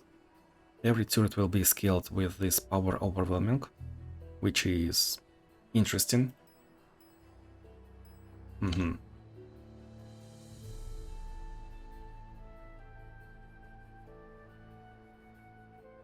Well, the first thing that comes to my mind is using Volibear. Like I said earlier, turrets are just fresh meat for Volibear. You will get Sigil of the Storm stacks by attacking them, triggering that rule Titanic Ally when someone strikes weakest enemy. This is how it is done. And also turrets early on are probably weak enough to use Avalanche. Thinking about round 1. Volibear will definitely outscale, but, well, Volibear at 2 stars is not really as strong as Volibear at 3 stars. Just keep in mind that 3 stars Volibear is just a bit different champion. That upgrade makes a lot of difference. Against turrets I also somewhat enjoy using Pike. 4 in my nose. Maybe my hair actually. Pike, I don't know, I just generally use Pike. He scales too. Every unit gets +2/+1 every time we attack, maybe almost every round if you high roll, so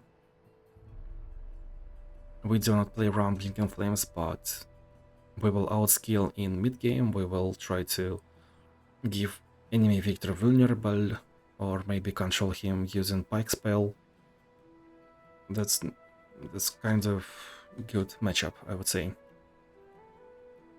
If we want to play around Blinking Flames too, we can use Misfortune or Twisted Fate. Twisted Fate's red card can do wonders early game.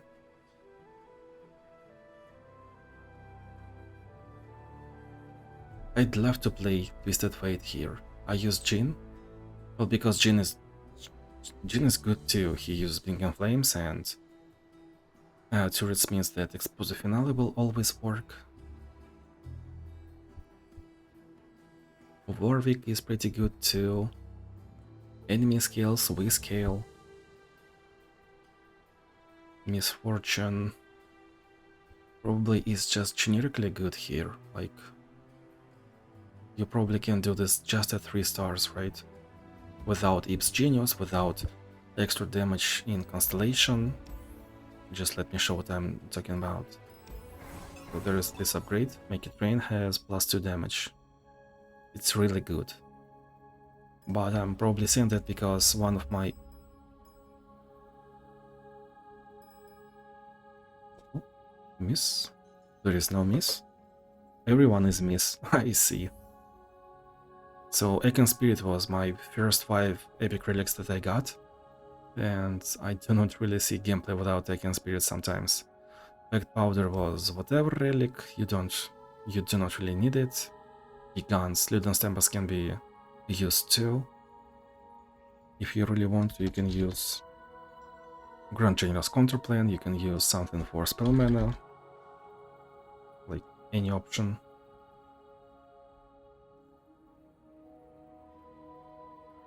Mass Challenger is pretty good too if you do not have Constellation upgrade for monkeys. Which is... which one? This one. I didn't use it for a long time. I just make it rain deal 2 extra damage and that was fine. I mean, she's one of the stronger champions, anyway. So yeah, challenge 59 once again. Volibear is what comes to my mind in the first place. Pike, because I'm like fairly confident in Pike, just because I feel that I've played this matchup, I can scale, and even if I low roll first 2 rounds, I might still win. Playing around Blinking Flames is Misfortune, Twisted Fate, Jhin, Vex, Warwick. Those should be good options. Playing against Victor, there is his high roll potential of rolling Elusive on Victor, Deathless on Victor, playing that Mimic that will get Elusive too. This is probably why I picked Jhin, so I can stun that Elusive unit without needing to challenge it. 57. This has been discussed. Challenge 63. Draven and Nautilus. Natural magic, power overwhelming vicious enemy. This is pretty good one. So, should we talk about my choice right away? Why?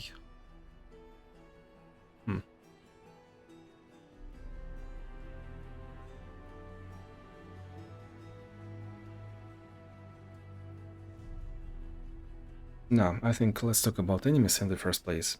So, Nautilus is the one that scales. He takes time, and if we get to mid to late game, Nautilus is hitting, he is scaled plus he is scaled, which means that this might reach critical mass, and this might make a difference if it if it hadn't made difference earlier, right? Draven is ground and summon Draven, which means that he has infinite value. He doesn't really have overwhelm on his own, and our main win condition playing against Draven is do not ever let Draven level up. Natural magic, all cards cost 2 less. That doesn't really do much for Nautilus. It might actually in fact hurt him, because he will play Nautilus way too early, and we might do a good trade into 0 attack Nautilus. For Draven, it's actually a pretty good special rule, since he will use that X that use +1/+0, draw a card. I think it does give draw a card. I actually don't recall, I think it should have Elixir of Skill in monthly changes. Gotta check what. So, I expect enemy Draven to have card draw, and if I, by playing Y, if I draw average, I will win both easily. If I low roll,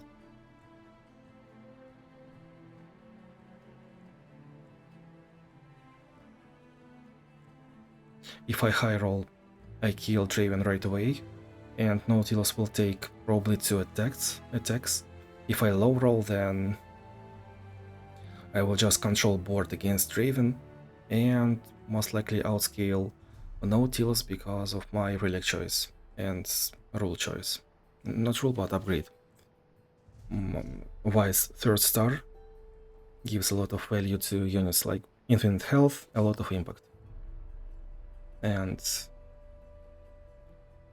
how to play against these rules is, first we should play around natural magic. All cards cost 2 less. We want to have a lot of value by cycling cards, drawing cards, playing cards. It's basically definition of cycling, right? And we want to have enough tempo playing against Draven, because he summons him without losing tempo. And we want to have at least some scaling to be somewhat equal against Draven, and either some crowd control or again scaling against Nautilus. I expected myself to just draw, control board, and win within 4 rounds, I think, within 2 or at the beginning of 3rd attack. Like right as I was getting 3rd attack token, without giving enemy any opportunity to play a card. If I wasn't confident, I probably would have picked different relics. So I think I took Strings of Stone that gave me Formidable, and Spell Shield probably. If I wasn't really that confident, I definitely would have picked Disciple of Shadows to play Y round 1, and definitely not Strength of Stone, so I can use Vault Breaker via signature spell for 1 mana and get a lot of power and, well, just kill enemy using that card.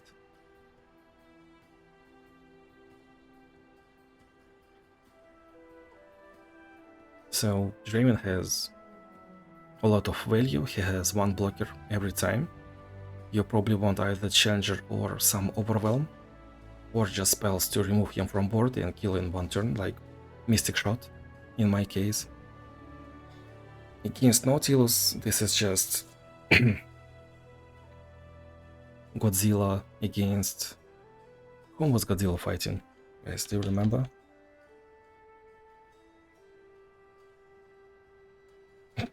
Versus King Kong. Okay, I see.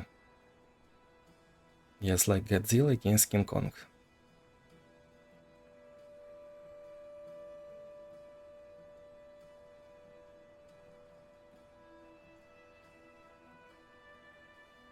Nautilus, spell shields, pretty good. Any choices that I could recommend while choosing champion? First, focus on natural magic, then on scaling, yes. Oh, I see, so if we had no constellations, I probably would have picked Nami here, so she can use her spell for free basically, and she scales into infinite faster than Power Overwhelming. You just use Grand Generous Counterplan to create more value at round start. You play Nami round 1, you might get either Guardian Angel or Spell Shield. Against Draven you might play around Duplicator because he will heal up your Nexus. Against Nautilus, well, he wants to survive till you have 6 mana almost anyway, so that's pretty good. Another good choice would be Evelyn. So you will play someone that summons Husk, and then next round you can just, using Tempest Blade, level up Evelyn. Using Tempest Blade you will stun everything, you have survived this round. Against Nautilus, well, you will just slowly level up Evelyn every round and you will scale faster than Power Overwhelming anyway. Natural magic. So I also have Master Yi. Lee Sin is kind of the same. Well, Lee Sin is just weaker than Master Yi, and Master Yi is just weaker than Nami at this point. Alright, I have Diana with Aegean Spirit. She could be used in natural magic too. You play something, you play Diana. Well, you play 1 drop into Diana, then you cycle Diana's signature spell using natural magic at burst speed. You draw a lot. Using Corruptor Star Fragment you consume that buffed unit, and you just win. Great plan.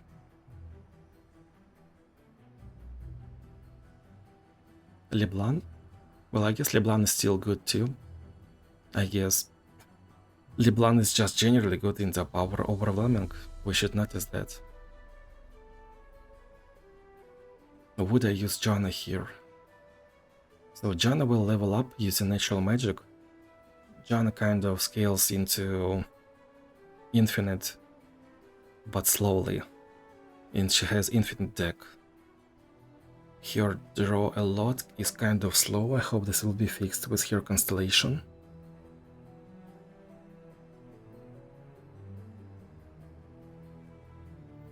I'm not really a fan of Janna here. Like, she is below average, 4 out of 10 I would say.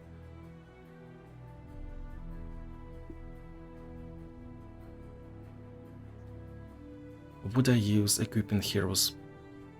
Like, usually equipping heroes such as Vayne, Atrox and Ornn especially, they have not just one but two problems.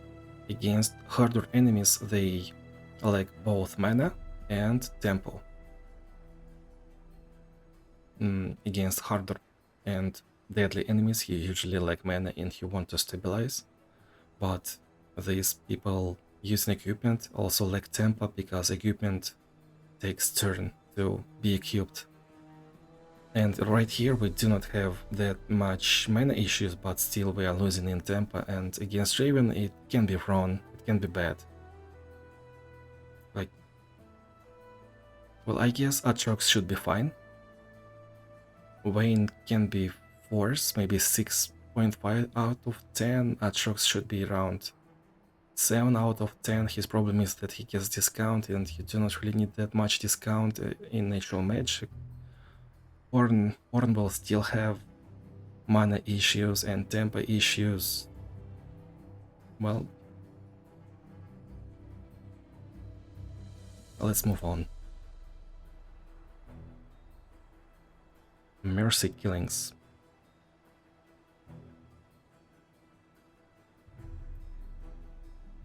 Round end, kill all damaged units. Keep in mind that this special rule works first at round end before any regeneration kicks in, so this is really important. Challenge 5. Okay, let's move our screen to challenge 5.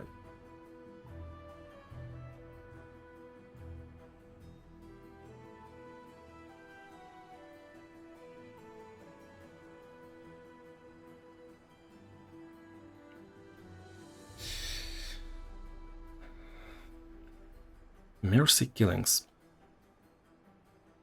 There are a couple of ways to play around mercy killings. First, and in a way the easiest way to play around mercy killings is do not play around your creatures at all, in a way that we can use Dreadway Chase Gun if we have any that is either Egging Spirit, Epic Relic slot, or Chameleon's Necklace common relic slot, and 2 Dreadway Chase Guns. It will deal how much? 12 damage per any. So you actually do not mind if your any will die. You kind of want it. It's the opposite, and you just need to like high roll a little bit to get 2, 3, 4 anis in hand. If you use Egging Spirit, that's not that hard. If you have Chameleon's Necklace, then it can get unlucky, but this still should work. If you want to use Nika in the same fashion, then that is Egging Spirit, Lidun's Tempest, and Dreadway Chase Gun. You play Nika, you copy Nika, you preferably copy Nika again, and this way you have +3 spell damage, and you have 6 spells that deal 4 damage. Not much, right? Well, if you have fun spins, if you have repetition, this does wonders, and Here I just want to say that this actually works, and on any, this is a pretty legit strat. Like, yeah, 2 any is never enough, but if you have Against Spirit and this entire combo, it's just brain dead strategy that works. Sometimes you want to be drain damaged, right? So you can chill a bit.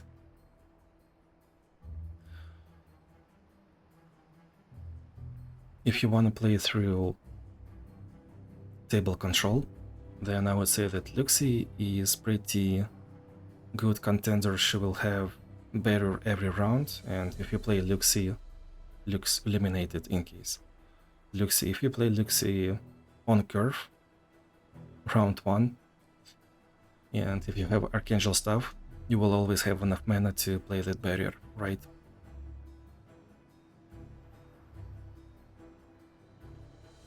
There are also somewhat questionable but still fair options. You can use Leona, Ambessa, Yumi at 4-star upgrades.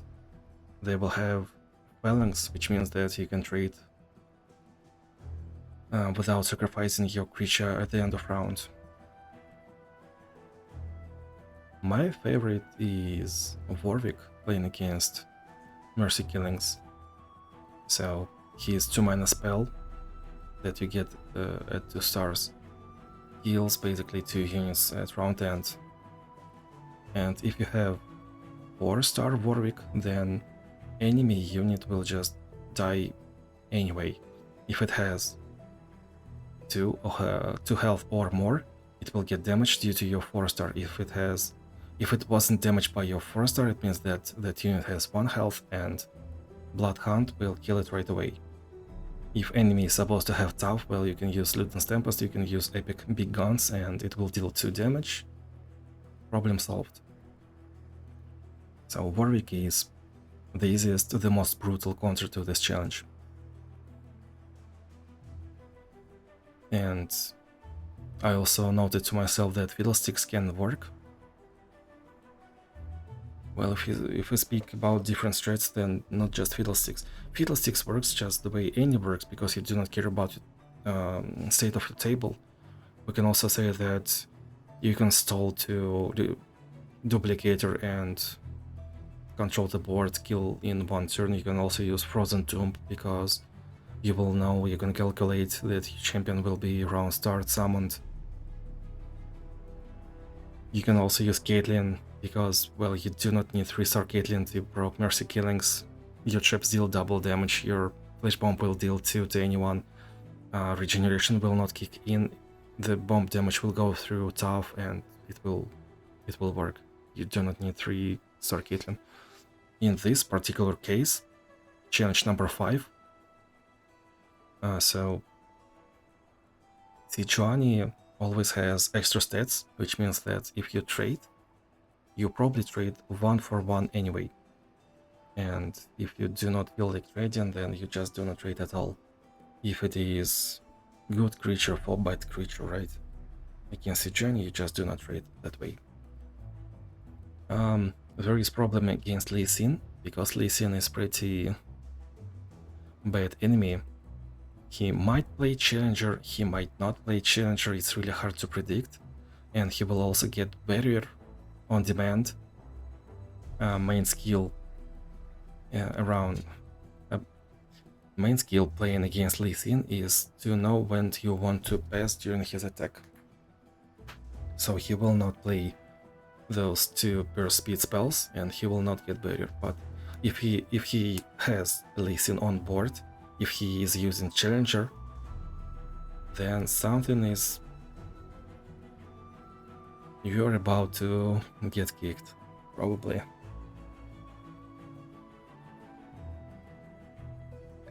I just decided that I do not want to be involved in any tricks, so I picked Fiddlesticks.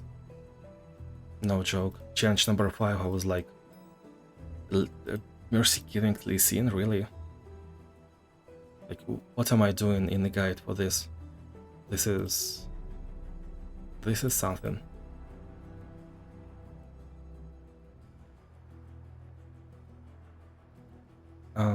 I also noted to myself that Lee Sin will have 2 mana and 35 health round 1. If you can control Dragon Links, then you will kill using any in 3 Annies. Yeah, that's a fair strat, legit strat. Caitlyn, will Caitlyn work? I guess. Do you feel like playing Jack? Well, I myself no. I'm not feeling like playing Jack, but it can work. I guess the best pick can be also Vex, because I just didn't find any... I didn't find many good challenges for Vex. I used Vex 0 times this month, and here we have Shop, because there are 2 fights in this challenge, and it should be just good. Both enemies are kind of mid-stated, and you will not feel bad for playing deal 5, deal 6 to those enemies. Waker can be pretty good if you have jobless Waker, but there will be Katarina in the end.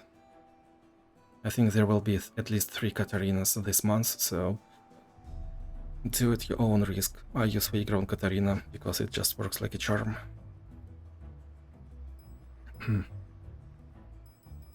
Next, challenge 47.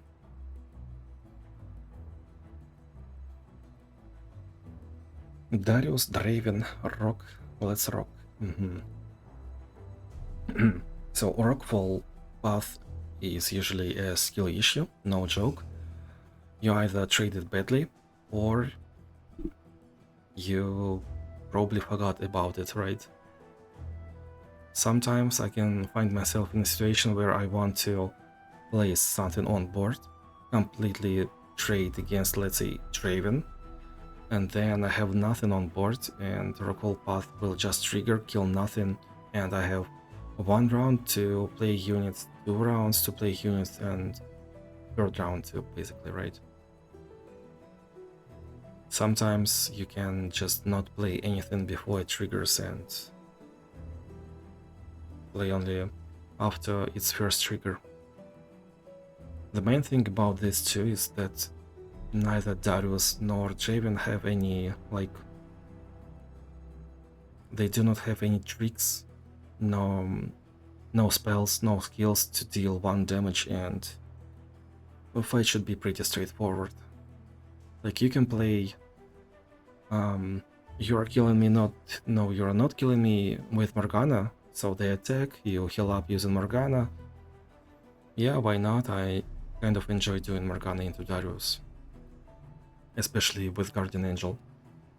We can play board control using Caitlyn against Draven, that's pretty fun. Round end, Draven is summoned, round start, draw a card, kill everything. We can play Misfortune, restars, so we can always sacrifice Monkey against Draven. We can play Yasuo with Tempest Blade, because it's just a pleasure to play the Yasuo into both Darius and Draven. Well, especially against Draven, since Draven has stuff on board every time.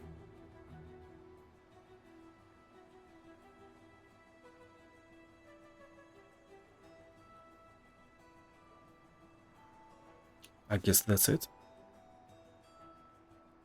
Challenge 52. Rock to Heart, Mercy Killings. Well, Warwick. Like, I didn't even think about other options, it was as easy as it can get, no joke. Mercy Killings, Rock to Heart. Tam Kench, Kai'Sa.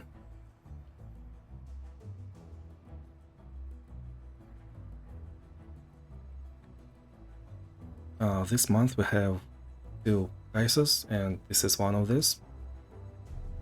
Those who follow know that I really have a certain relationship with Kai'Sa. She ruined my 70 out of 70 without defeats twice. In 2023, I think. She's like challenge 48 and 54, I guess. or maybe even challenge 42, and I was like, well, it shouldn't be this hard, right? It's just challenge number, blah, blah, blah. And then she kills me without any chances, because Kai'Sa is just strong. And I was experienced Path of Champion player, but I was not really that experienced challenges player. Using Warwick with just... Let me see, what upgrades did I have? What upgrades do you need? So you want 1 star, 2 star, 3 stars, and then this one, Wounded Prey. Everything else I just upgraded probably recently, like this doesn't make any difference at all. Bloodhound has Mana Potion. Well, if I played without this for a month, then I didn't have this, right? Also, just saying, this might look OP, but I actually try not to upgrade things like that. Like, look at Kale. This is Blessing of Targon that you spawn every round as Mana Potion. I intentionally do not upgrade that, and I have 130 fragments. So Warwick is pretty much the same for me. I played him on just 4 stars. 8 region doesn't matter, this doesn't matter at all. Elixir of Sorcery. I upgraded this I think in April as part of April's joke, because I want to experience as soon as possible. Might not get that, but whatever. So challenge 52.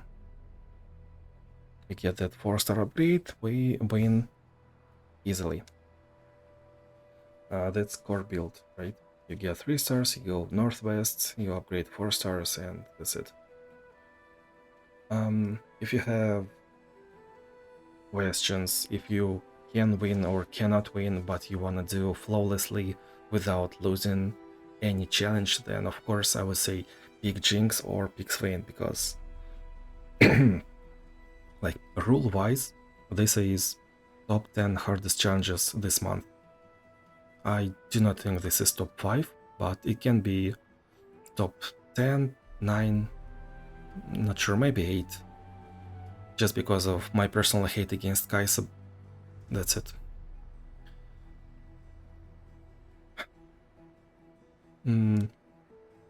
If we do not pick S tier champions, then well, you can use basically any champion that fits here and use common slot Armadillo's Shell +0 +1 tough, so you will counter Rock too hard. You can use Grand General Control Plan on Misfortune, and also Mass Challenger 2 if you're unupgraded. So you can also, so you will always trade on your own terms during your turn. You will have Monkey, you will have Misfortune, you will have something else. Whenever you attack, you will challenge and use your Make It Rain with an idea to proc Mercy Killings in the end of the round. You will just outvalue your enemy. You can use Twisted Fate with a fairly similar idea. If there is bad enemies such as leveled Kai'Sa, well, what if Kai'Sa leveled, she's on board and she has elusive? You need gold card. That's it. Everything else just dies to red card, and if there is stuff. Anyway, you are probably using big guns or Luden's Tempest on Twisted Fate. I do use Twisted Fate with Luden's Tempest. I use him twice or thrice this month. I used him 2 times. I wanted to use him 3 times really often. Not often, but I just felt like playing Twisted Fate this month, and I didn't because, well, this month was way too easy and I preferred to keep stronger champions for later challenges. If you feel unconfident, you can always pick Guardian Angel if you're a level 13 champion, which means that you will have your champion revived. After mercy killings, you will have also extra life to complete this challenge on the champion. So if you decided to go all in on Misfortune and you have Guardian Angel or maybe Archangel Staff Grand General's counter plan and that tough relic. Wait, I'm talking about Guardian Angel. You got the idea. Guardian Angel, Grand General's counter plan, tough relic. We are doing this. We fail once, we will get it twice on the second time.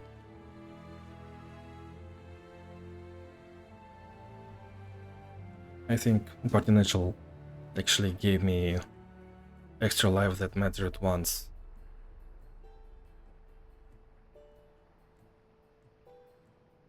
I had like about 38 or maybe 42 champions total. Most of them 2 stars, of course, some of them 1 star. 2023. Those were the days. It was Shurima map. I think I was playing Lux. Lux against Victor. Yeah, I remember. Lux against Victor. It was really bad Victor and I decided that I wanna stall and it was a mistake. And I survived just because of Guardian Angel. I'm actually surprised I remember this fight now. TF, MF, good, oh yeah. Board control. Veigar can do pretty much the same board control in a way, but you need Veigar to be 3 stars at all costs. He doesn't really work without 3 stars, it's just worse, much worse. The difference is enormous. You can play Teemo. There is special place in hell for playing Teemo in this way. If it was PvP, there would have been special place in hell. So the idea is to plant shrooms in enemy deck and then use dart to deal 1 damage to a unit that you want to die at the end of the round. It's probably such fun per hour that you do not really want to end this challenge and you just want to stall it to kill every unit in the enemy deck. It can work, it should work. It's just a very weird take for this challenge. Of course you want Armadillo Shell and preferably Guardian Angel just in case. Even on Teemo. The only problem is that Kaisa might roll Elusive on her own. Well, I guess sometimes you need a challenge. Well, there is no vicious enemy, so you shouldn't be this scared. This is just 55 without vicious enemy. Challenge 62. Remove the imperfection, mercy killings vicious enemy. Generic enemy, but there is vicious enemy. So once again against Swain we play around Swain himself. Level 2 Swain will have Overwhelm. This is the scariest menace that will ever happen to this board. I mean, in his deck. Other than that, there is no really scary enemies. Mercy killings. We talked about mercy killings at the beginning. Remove the imperfection. What are my takes on remove the imperfection? Did I take Warwick, by the way? Yeah, I did. Obviously, I did. Warwick also counters remove the imperfection because he buffs his power everywhere.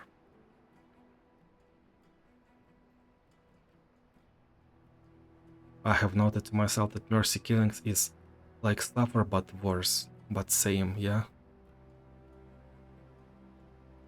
The remove the imperfection, I prefer to take Ari into this, and Ari has a lot of recalls, which means that we just recall units, and mercy killings doesn't really trigger. I guess the best way to play Ari in this way would be Echoing Spirit, if you have that epic, I really didn't play Ari in this way. I just can't see how it goes. I am playing a very weird Ari. I did not enjoy her at all. I found my way to play Ari and now I can have fun using her on board. What?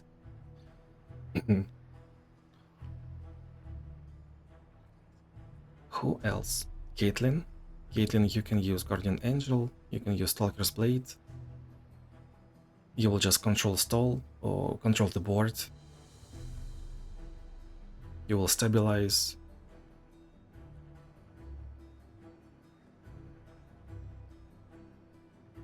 Well, I guess the thing is, even if your Caitlyn dies, you just play another one and Swain will die, and you should be stable.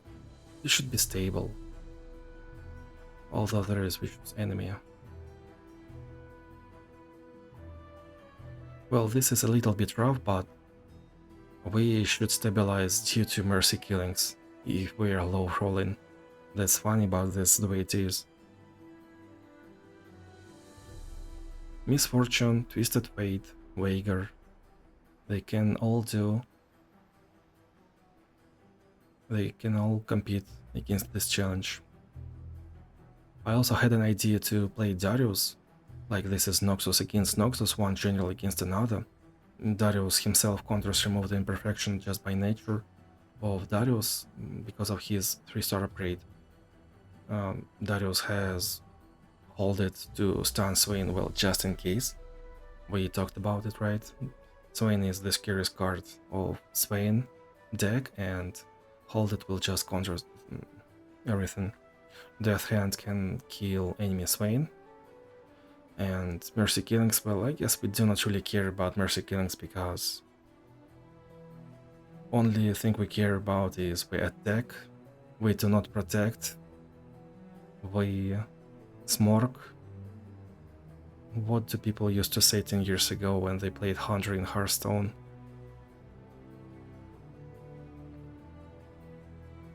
I guess you're supposed to outvalue enemy because Darius has some Philosopher's Stones, right? This is Dragon. Oh no, this is not Philosopher's Stone, this is the Philosopher's Stone. Well, this works too. And Pora. Pora can be on a mission. 1/1 Pora that has Challenger. That's it. That was Mercy Killings. We're halfway in, guys. Oh no, we're actually more than halfway in. Congrats. Fan favorite.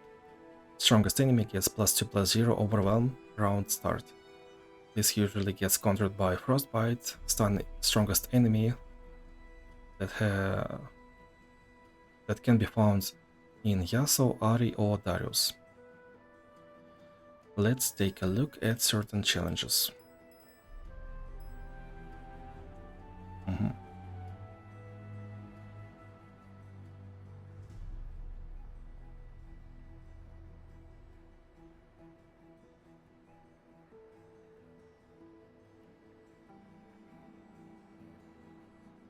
So, challenge 35.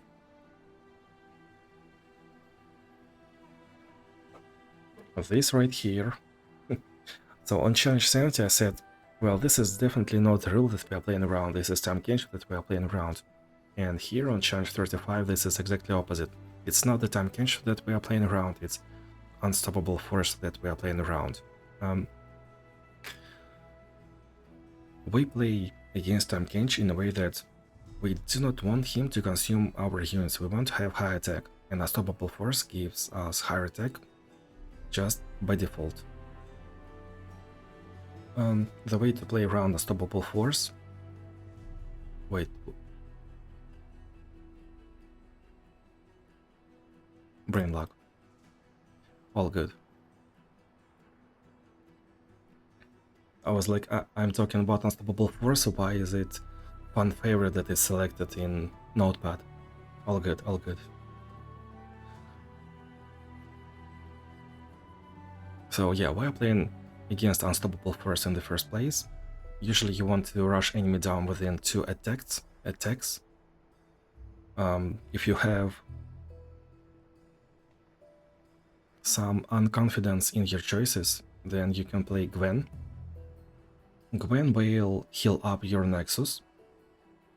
You will level up, and every snip you do will heal up your Nexus, which means that you might actually have time to do third attack, just in case. Alice is pretty good at rushing enemy down. Jax is pretty good at rushing enemy down. Diana has first strike or even double attack to, well, not just rush enemy down, but heal without any doubt, I would say. Double attack +3/+3, overwhelm. This should be Diana's 4-star upgrade or 6-star upgrade, and this would be pretty funny actually. Gwen, Alice, Jax, Diana, Nidalee. If you have Spectral Scissors Epic, you use Transmogulator, how do you say it? And Spectral Scissors and Lost Chapter. You can also use Misfortune and Nika, because they can do early aggression too. The main thing that carries in fight is Crown Guard Inheritance Rare Relic against Unstoppable Force. Okay, next 40, 42. Savage Mysticism, we have discussed it. Savage Mysticism again, we have discussed it. And then fan favorite, this one. So this is Lee Sin and Kench. I used Thresh. I can see why. This is one of my favorite champions.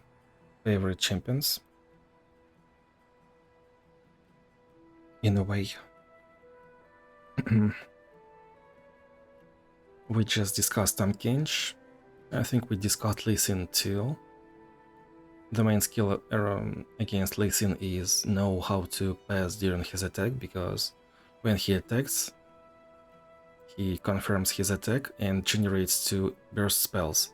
If you just skip defense, he will not play the spell. He will not give +2/+2 twice to his allies. He will not get barrier. And sometimes it's just much better to skip his attack. Also, his spells are Steel Tempest, draw spells from deck, and sometimes he can use Dragon Rage. He has that 4/6 double attack Angry Monk unit. That's pretty much it. He is from Ionia. Usually against Ionia you want Spell Shield on your carry, on your champion, or Black Shield as epic relic slot.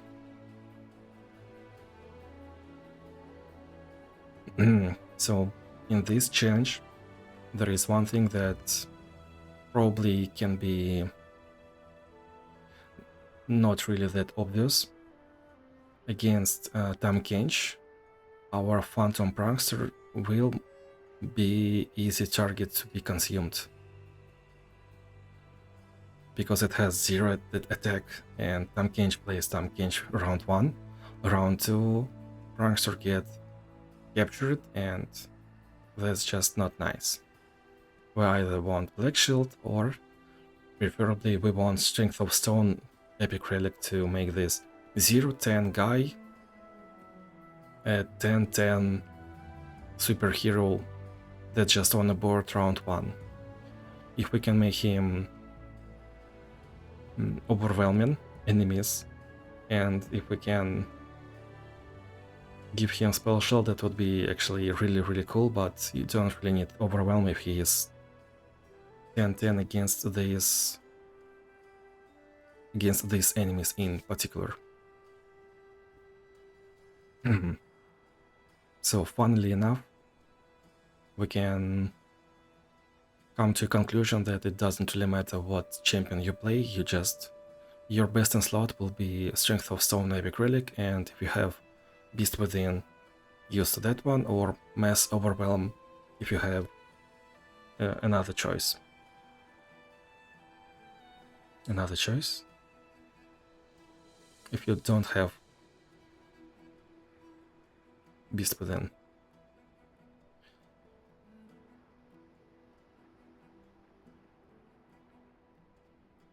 Well, Thresh is pretty good with Phantom Prankster because his own Phantom Prankster gets Savage Shield +1, +3, and Tough just in items, and this Prankster will be 113 Tough at round start, at game start, and if you have Overwhelm, this will be 13-13, basically. You can also use Vi. Vi is pretty good in a way that Vi's power is draw 2 cards that cost 2 or less at game start, and Vi's 3-star upgrade is when you draw a card, give your strongest ally health and impact. Usually there is no ally at game start, but this right here will get all the buffs. So just by picking Vi and Strength of Stone, you will be having round 1 deal like Ledger's amount of damage, half of enemy nexus, round 1 at 3 stars on any champion. Oh, on Vi, but almost on any champion too. I had an idea to play Victor. I actually noted to myself to play either in weekly challenge or in next month to play Victor using Phantom Prankster. I can also highly recommend, if you play Strength of Stone, to try Jenna. She is one of my favorites. Thresh, yeah, we said about that. You can also play Prankster as a carry. Dude, I'm just giving a guide how to play Prankster at this point, right? You can play Prankster as a carry. Kale, LeBlanc can just buff him. One does it forever, another one does it till round end. Like, it is just a free creature that doesn't lose your tempo. 4-star Atrox Fane can equip this Prankster, and Prankster will get equipment stats and Arm to the Teeth stats. It will be really good. And you can also use Ornn if you really feel like that. You can play Nami, because you will heal up, you can buff this creature when Nami is on board. You can play Corrupted Star Fragment, and let's say you're playing Nora. This Prankster will get extra stats. You get Corrupted Star Fragment on Nora, you consume this Prankster, and your Nora will have a lot of stats, just a lot of stats, round 1. That's interesting strat, I would say.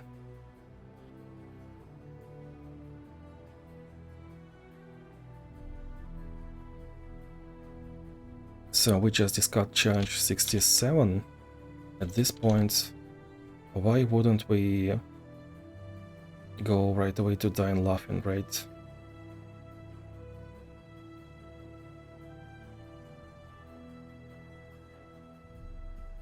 Like, we just did Dying Laughing, right? And then we go to Wailing Spirits because this is Shadow Isles into Shadow Isles, basically. Dying Laughing is...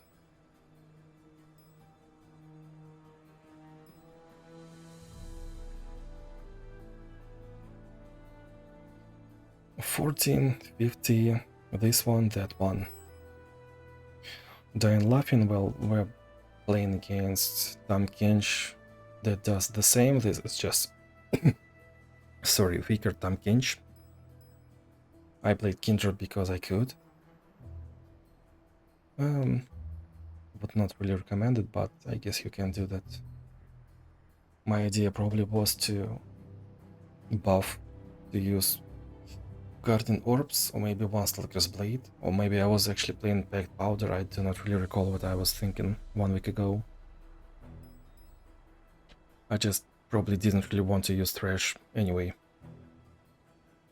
And I couldn't come up with an idea to use Nora. Like,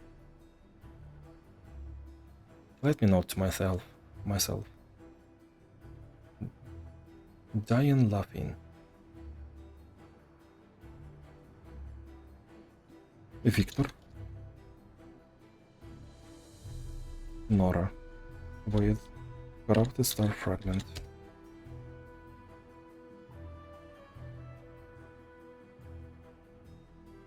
Then challenge 50. Dying laughing, rock too hard, Viega, Draven. This is 4-star, but do not look at that.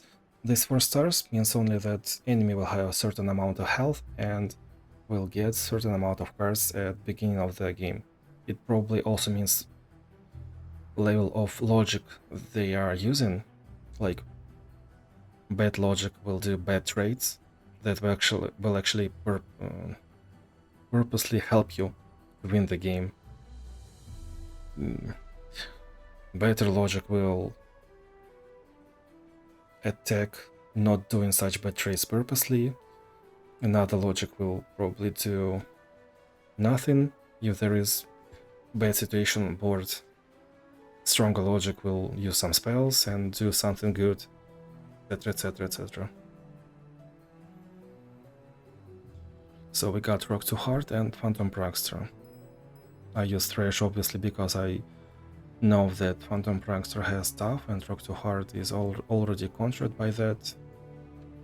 Viega is simply not as strong in monthlies as he is in Galio Adventure. He is lacking Spell Shield Common Relic, he is lacking Dawning Shadow that has Elixir of Skill, that has draw 2 of me, they cost 1.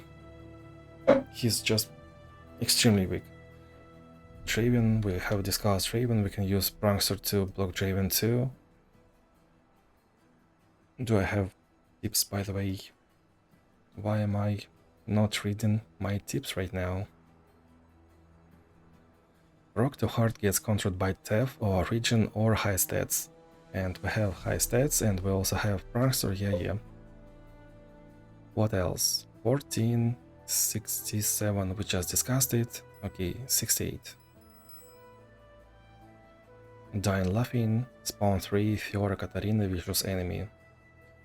This can be somewhat scary, this is definitely once again in top 10 hardest challenges of this month, but although there is Fiora that can high roll, we are supposed to play against Katarina at any cost.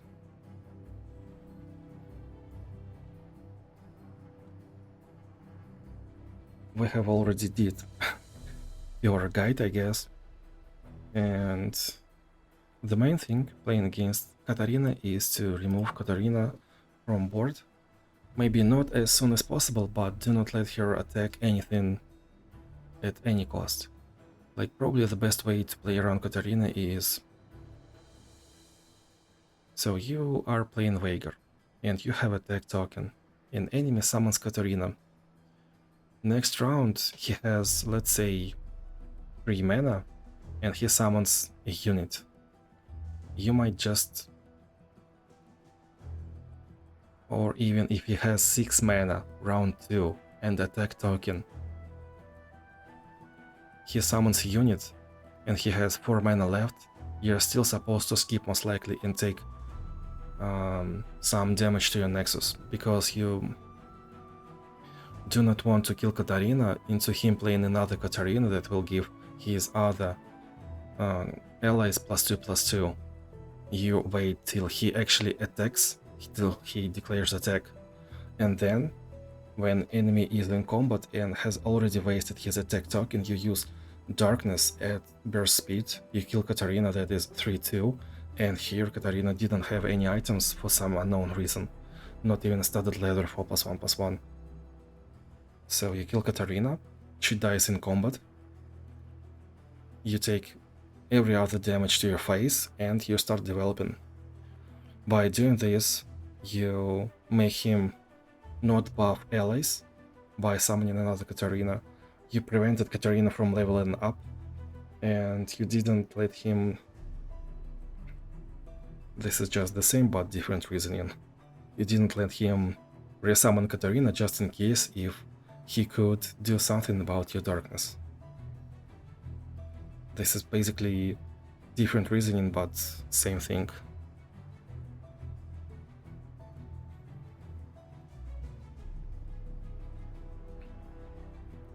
And Veigar is so good that, like, he is 3-star champion. And right now I'm using a pretty elitistic Veigar, I would say. Like Frozen Tomb. Before that I was using big guns because I could, I guess. Well, big guns changes his playstyle, his possibility. So darkness deals 2 damage, big guns brings it 2+1, and if there is blinking flames and you're playing against Irelia, that just happens to be 5-4, you will deal 4 damage round 1 to Irelia, and you will counter that encounter completely just by picking these things. You do not need to regret this progression.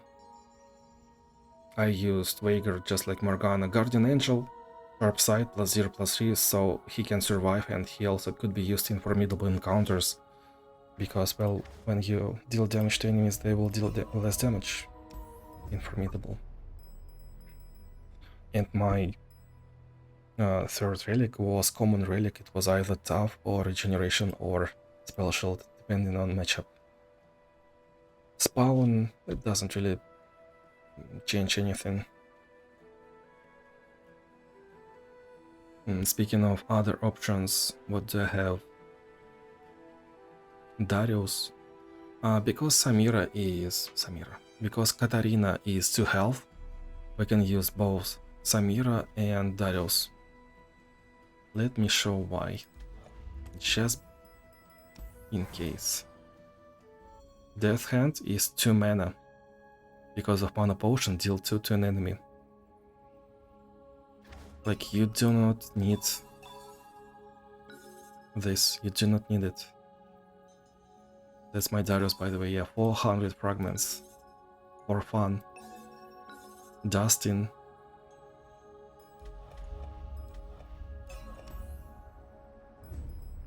So I can be closer to people whom I'm trying to guide, you know. So I can keep solving the same problems. So I can understand problems better. Samira has 3 mana Death Hand, so it's worse, but it can work in the same fashion. So I think Samira just deals more damage. It should be Judge Sigil by her level, and that's it. MF can be pretty good against Katarina. You might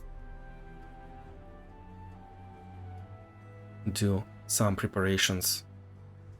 So you might want Echoing Spirit, you might want to play Katarina in the first place, so Megatrain will be at least played twice, so you have higher chance of targeting enemy Katarina, right? Twisted Fate can do... Well, Twisted Fate, there is a problem that Twisted Fate has the same spell, Make It Rain, and it's perfect, but if you're trying to account red card into this game plan, well, there is a couple of problems. Well, gold card will almost never stun Katarina, that's one. Red card is good, but you need big guns, epic relic most likely. And you also need to somewhat high roll to get his burst speed thingy. But it still can work. I'm yet to discover how to play Twisted Fate into Katarina, if this is actually possible to recommend. And yeah, I also had the wild idea of playing Big Guns Epic Relic on Warwick and Nar, because Nar is guaranteed to have targeted fast spell, and Warwick same, he will do 2 to 2 enemies on demand. They should be pretty good too. And then what do we have? Valiant Spirits. This is discount 1 to Shadow Isles. I just wanted to point it out because, well, we just have Dying Laughing. Just do not use Thresh everywhere because you might want to use Thresh somewhere else. Like this 67, that's pretty good for Thresh. This is pretty bad for Thresh, like not that good because of Katarina. And Challenge 14 is just too early to use Thresh, right, if you're playing blindly. So sometimes you want to use something else. This is Katarina, this is discount Shadow Isles, and why do I have Viega? I have no idea, but yeah, okay. I guess this is fine. I also noted to myself that I probably used Interesting Thrasher Kench 28. That was completely unnecessary, but so the idea was I have this odd Thrash build. I have Strength of Stone that makes me formidable. Against Ezreal, I decided to use one of my favorite rare relics, Evolve, Voidborn Carapace. Whenever a unit dies, gain all of that unit's keywords. So my Thresh will always have regeneration because of this. Against Ezreal, I might get his Elusive, I might get his Fearsome if he has that item. I might get his Spell Shield if he has that item. At 2 stars I don't think he will have Spell Shield, but Fearsome is highly possible. And this will mean that Evolve will be almost instantly triggered. And against Ezreal, just because he is Ezreal, I picked Your Nexus is tough relic. So that was pretty interesting build. And also regeneration synergizes with formidable, right? Change 33. Yeah, we discussed this one. We are playing against Power Overwhelming. If you made it to Aurelian Soul, then you probably have faced this one, and you know if this is good or bad, strong or weak. But this is simply weaker than Aurelian Soul's Gangplank, right? They do not have double champion stats, and you also have discount. Viega is just best in slot because he scales, and well, I guess Gwen can be used too because of first attack. And enemy Gangplank shouldn't have Challenger. I think he has Challenger only in deadly encounters.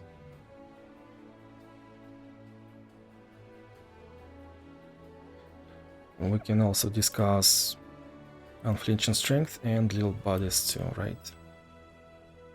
Unflinching Strength, this is discount for Noxus units. Challenge 6. Unflinching Strength. Karma means everyone has 10 mana around game start. You just play something that is heavyweight, that is not strong at all. Yeah, that's a shame we used Twisted Fate right here. You might not even look at Noxus discount. Like, just play Warren, Elder Dragon, Volibear, even Lee Sin is good. This is Karma. We have already discussed Guided Meditation, Samash Mysticism, just follow those rules, and this is the solved problem. Change 13. Noxus discount. This can be rough. So the problem is we have Lulu, we have Ashe. Ashe almost always, I think always has a rare rule that frostbites round start. And Lulu is just annoying Adoribus. The best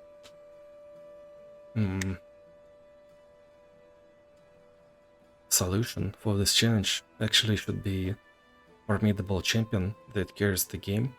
So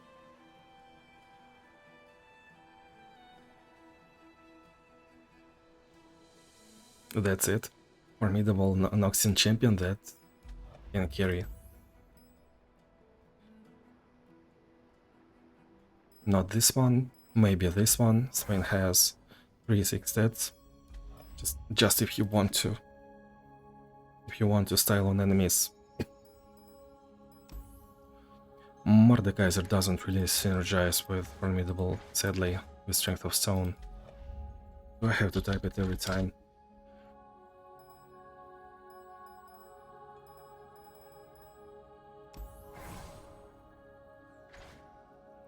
Four, I see. It used to be 1-5, now this is 3-5, but it's still good for Formidable. Well, I guess Samir can work. Interesting.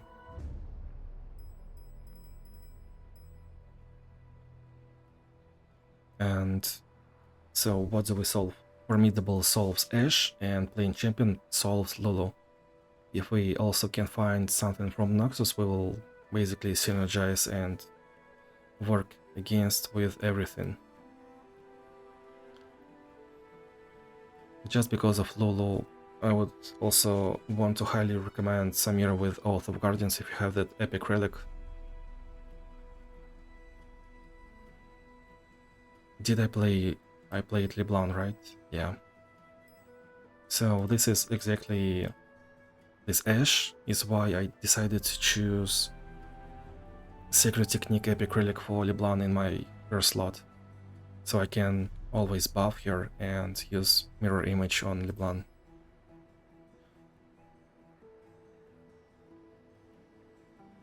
Ashe has 25 health, Lulu has 35 health. Annie can still be used here. By the way, that's pretty good tip. Ashe has 25. That's not much. Annie doesn't really care about being frostbited. Frosted.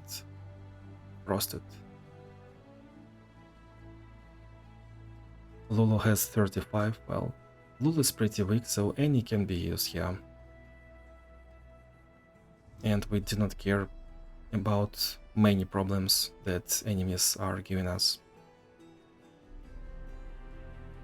Well, I noticed to myself that Ambessa is actually playable, while Darius more the unsure. Swain is imbalanced, but who is he not imbalanced against?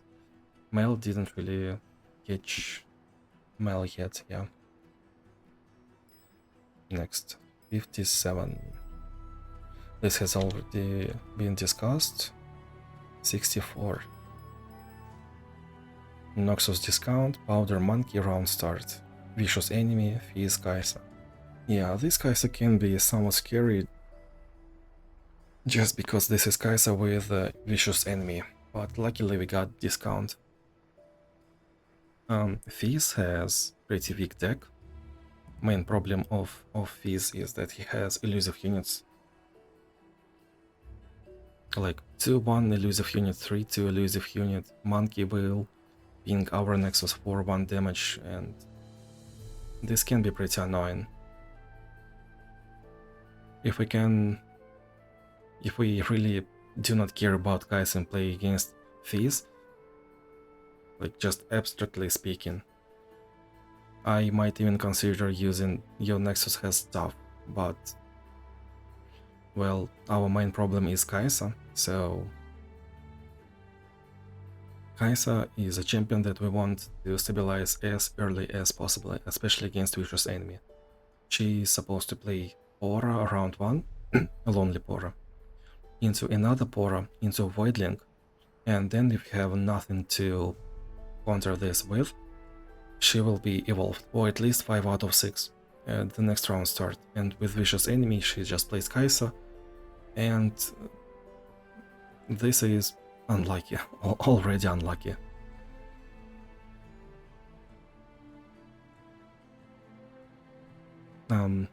That being said, against Kaisa we play round board control.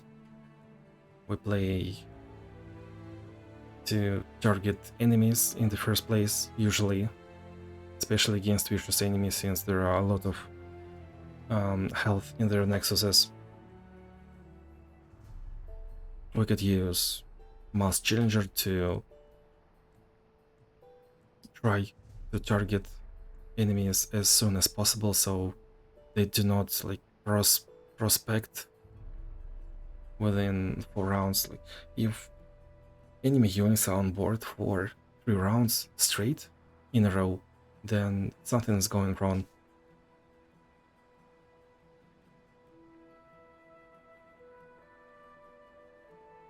For some reason, I do not have any comments on what to give this, probably I forgot, but, well, just saying what can control board, what can target enemies. I can think of Misfortune, Twisted Fate right away, Warwick can be pretty good.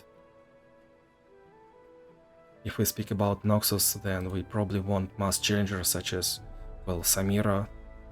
LeBlanc can be pretty good. Ambessa, well, I picked Ambessa without Stalker's Blade. Yeah, sure, why not? I think I used my common Ambessa build that... Yeah, I do not have Mass Challenger, I do not have any discounts for my units, I just brute forced it and it worked.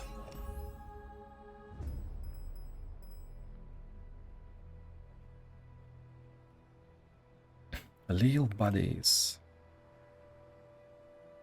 Do I have any comments on this one? Summon 1/1 Pora. This is usually not really a threat at all unless it synergizes with something.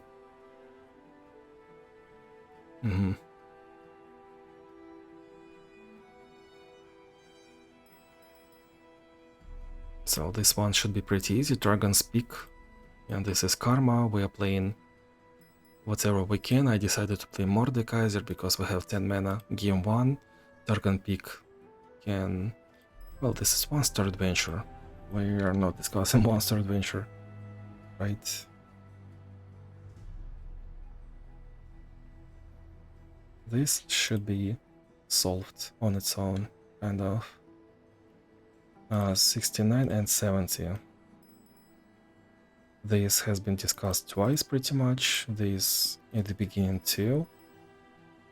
Oh, this one, Little Bodies, After Image, Lingering Shadows. By the way, shouldn't After Image be in one word? Okay, so we are discussing challenge 66. We have interesting synergy. This is Viega. And this is the only time I used Jinx because I was too lazy to think. We have Little Bodies. And anytime Viega attacks or sacrifices Porus, a random unit in Viega's hand will get +1/+1. And also, he might revive Pora by using his Sovereign's Domination special rule, Viega's special rule. And After Image might revive any Strongest Dead Follower too. That's a pretty interesting way to see a lot of Porus on board, if you really wanted to.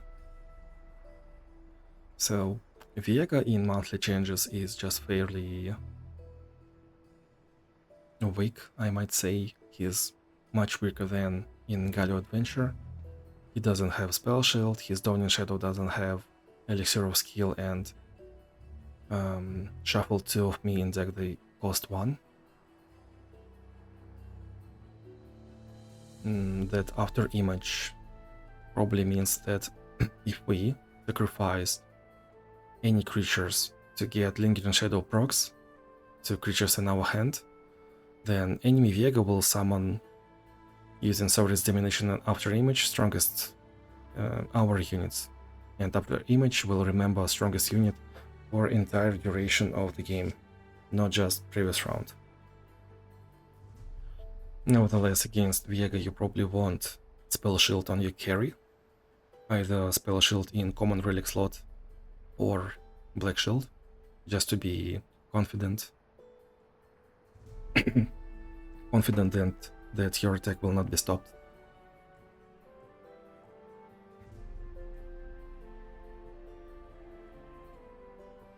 So the main thing that I would play around here is After Image, and there are different choices. one of the choices of the tactics would be preferably 4-star armed to the teeth twins, Atrox and Wayne. So when you get a unit that is equipped, that unit will be +2/+2 from armed to the teeth and plus stats from that equipment. If this unit dies, and if this unit is not the one that it provides, then enemy will not get equipment, enemy will not get extra stats from armed to the teeth. This will be just a pretty weak unit. Whereas our unit was at least +4 plus something usually.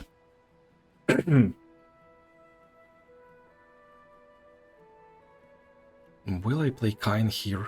I guess that's pretty good too. Like, why not? We will heal up. If enemy attacks with Boros, then it only makes our units stronger after trade. Our units will heal up, our units will be +2/+2 for killing enemy Pora. But if enemy doesn't attack and keep Spora on board, then they will be just blocking everything for him. So after image will not work, Sovereign's Domination will not work. That's pretty cool. And if he plays Viega, we have Furious Wielder. There is also a pretty interesting choice of Kaisa. Usually, I used to be confident in that, but I haven't experienced it in a while. Every player has his own evolution trigger. So every player has to hit 6 different keywords separately on their own. If your unit has evolved, it doesn't mean that if enemy using after image will get evolved unit. Also, Kaisa is pretty good against after image because of her 2-star upgrade and Manaflow. Allies with 3+ positive keywords have +2/+2. Allies with 6+ positive keywords have +4/+4, which is pretty big stats. Enemy will not get those stats. Also, after image revives followers, which means that we can play champions. Once again, I'm looking at Oath of the Guardians, well, just in case. I noted to myself that I might actually play Caitlyn into this, because enemy will always have something on board and my traps will always... yeah, sure, why not?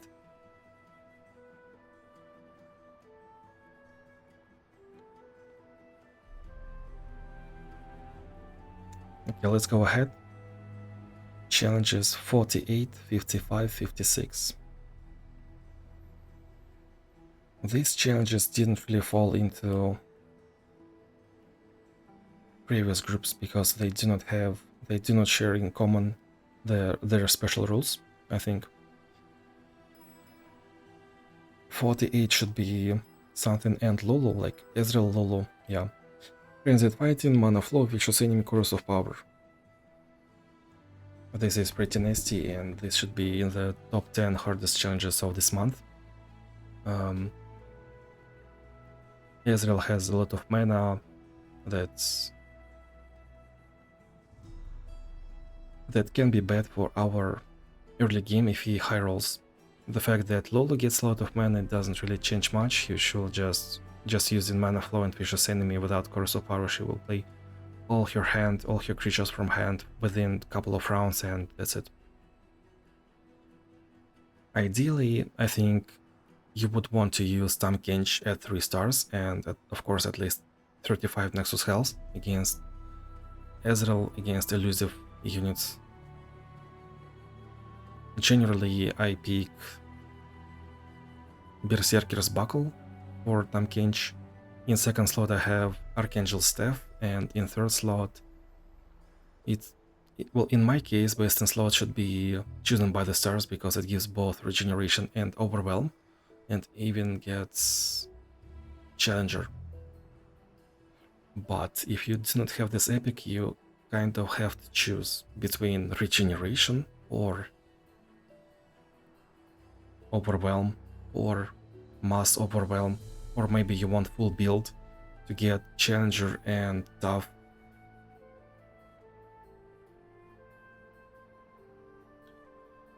If you do not feel confident about this one, well, I guess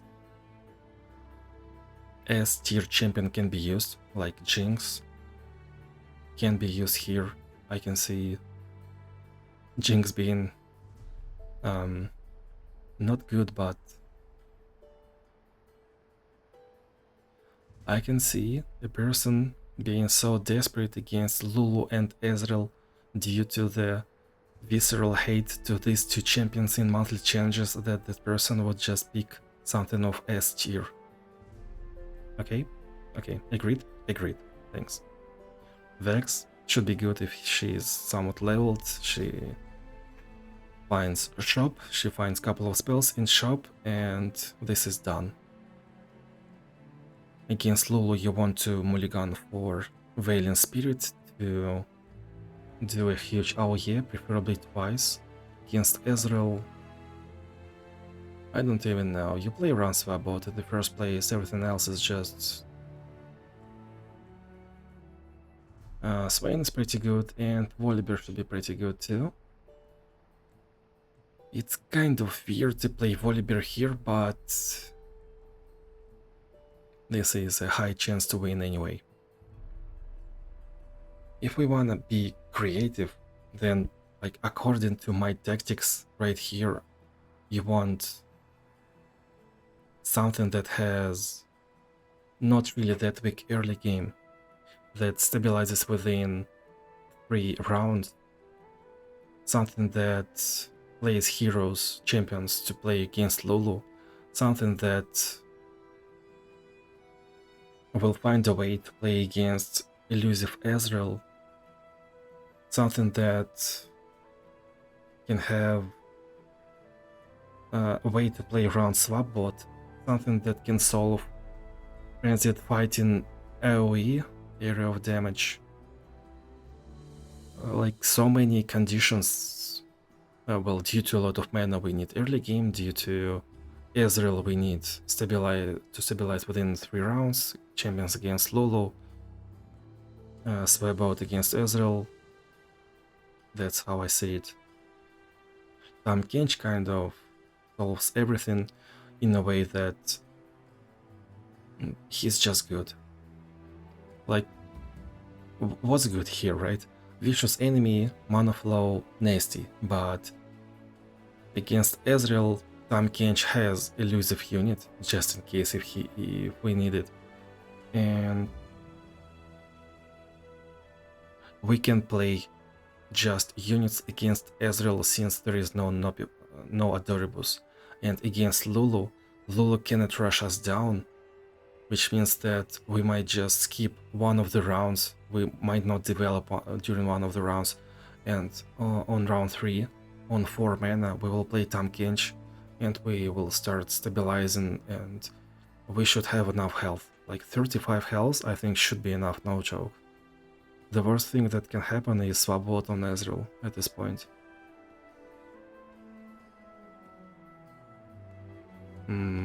If we speak about creative choices of champions, then, well, if you have confident Samira with Oath of the Guardians, that kinda solves problems, but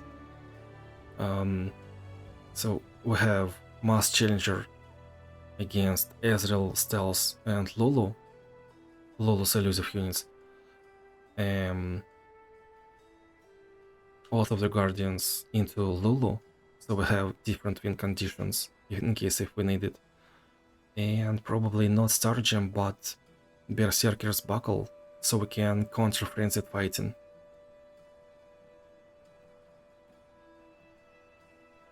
Probably this one. And if we find regeneration or tough in a shop, that would be pretty huge. I can also see using Nora with Corrupted Star Fragment or maybe Diana or Alice. So with Corrupted Star Fragment we want Spell Shield, most likely.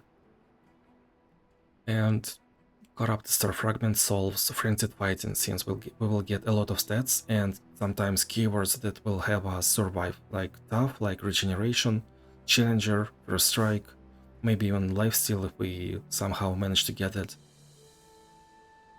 Nora has Elusive. Nora has a lot of units to stop high roll enemy aggression. Sounds good. And I think I would probably use Chosen by the Stars on Corrupted Star Fragment Champion, so I can have regeneration and all the things, so I can like start stabilizing as soon as possible, either on late first attack or starting with second attack. I can see a way to play Viega, because, well, Viega just... his mists will get +2/+2. If you have his constellation upgrade for Challenger on Mist, then it will do a lot. You can do Corrupted Star Fragment Viega too. You can do Spell Shield on Viega because he doesn't really need much. He has Overwhelm integrated in his constellation.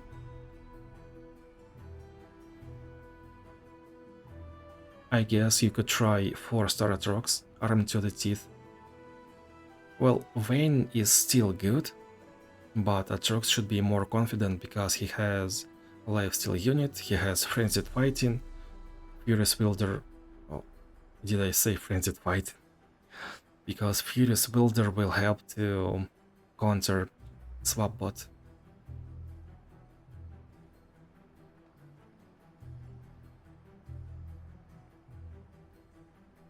I think probably Caitlyn can get creative here too. I usually use against Spirit, Stalker's Blade, Guardian Angel, but here probably we can use Stalker's Blade and Berserker's Buckle instead of something. Of course, I would prefer to keep against Spirit to get more stable in finding Caitlyn in my hand, but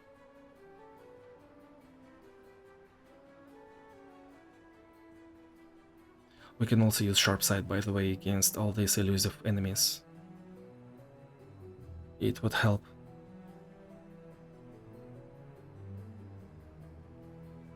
Any for fun?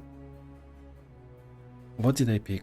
I picked Ari. I cannot wait to see what happened on what. Like, I know my Ari build. This is my Ari build that I've been forcing lately. This is the one that I say that I found my Ari build. Well, or this one works too. And if you wanna heal Ari without Chosen by the Stars, you just use Charm, and you for 2 mana healed Ari to full.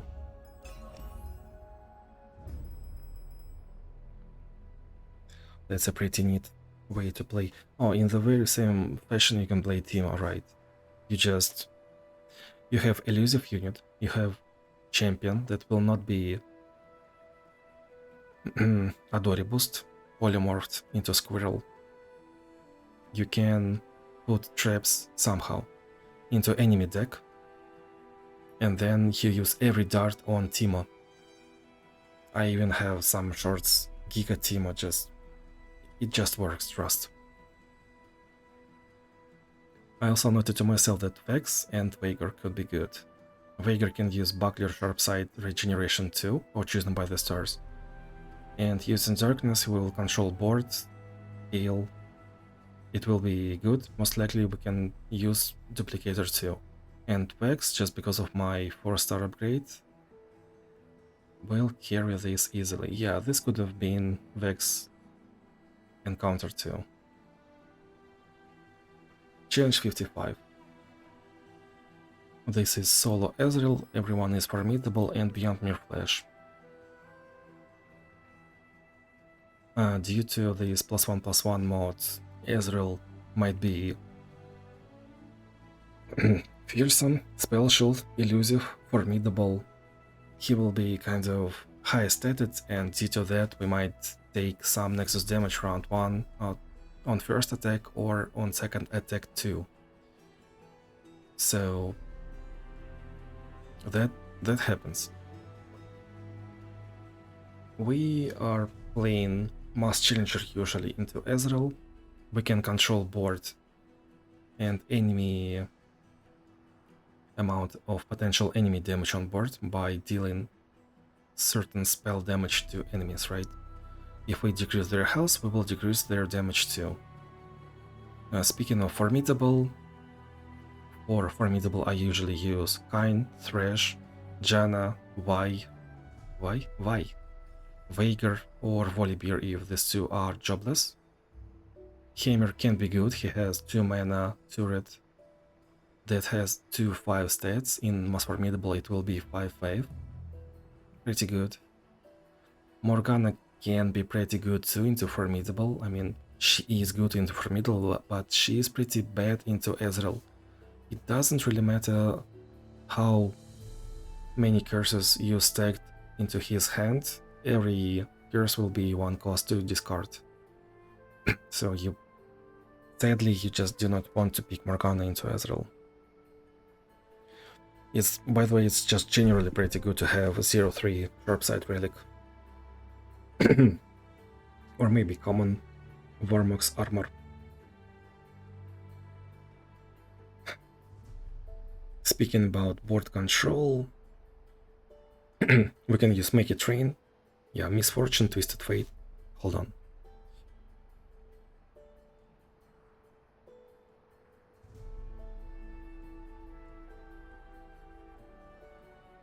I guess I didn't drink in a while. We can use Make It Rain on Twisted Fate, Misfortune. We can use Veigar to control enemy health and decrease incoming damage. We can use Warwick in the very same fashion. We just use Blood Hunt, then we play Warwick, and it should be good. We should stabilize.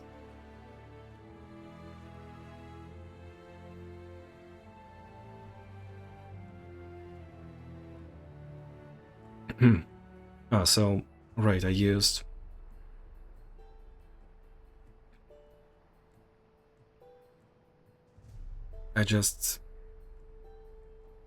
showed that I used Ahri with Berserker Buckle on against Ezreal, and this build should work on this one too.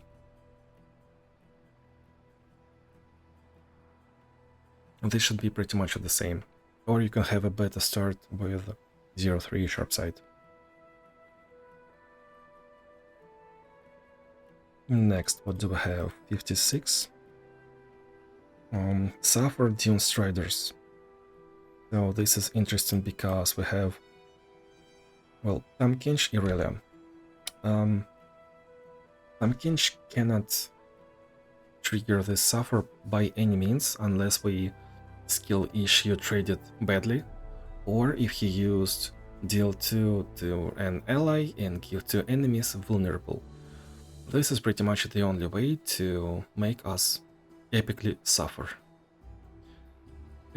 Anyway, we are not here to speak to speak about Kench. We would like to speak about Irelia, right? The thing is, she uses Blade Dance. We would like to block it, but if we block, we will start triggering Suffer, and this means that she just goes to our face no matter what. Logically speaking, we want something to decrease potential damage just on flat level, on fundamentally decrease their damage, right? This would be Nasus with his 2-star upgrade, give +0 or +1, -1, -0 to every enemy, and give -3, -0 to vulnerable enemy. Or maybe Fiddlesticks that has Disarmed as his 4-star upgrade.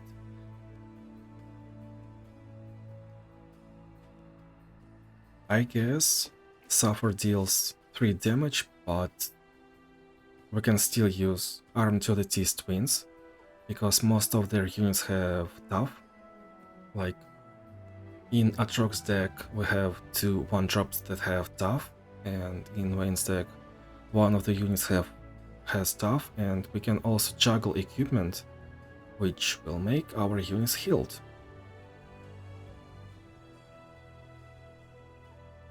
And of course, our secret weapon against Irelia, Kain. Kain is just generally countering Irelia in a way that every time she blade dances and Irelia cannot not blade dance, our units will get +2/+2 and heal to full, and this way, by the way, we counter suffered too. Like, the only way we can lose here is she recalls our Kain or our carry on the board and finishes us off because we AFK'd our 3 rounds.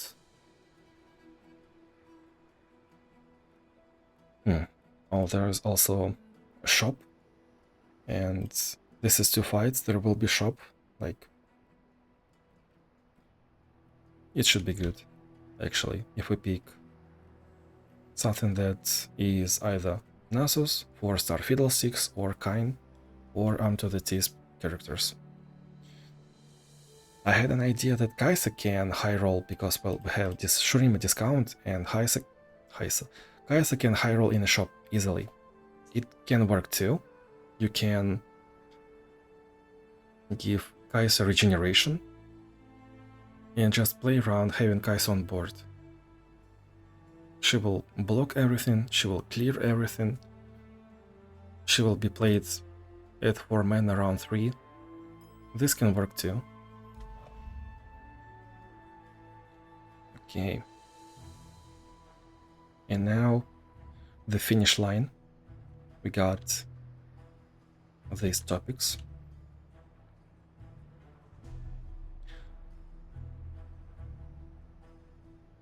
These are some special rules that we will meet 2 or 3 times this month, and for some reason I just didn't really decide to do in-depth guide for them. We're already 3.5 hours in, wow. Alright, Rock to Heart. This is usually just countered by Tough or Regeneration.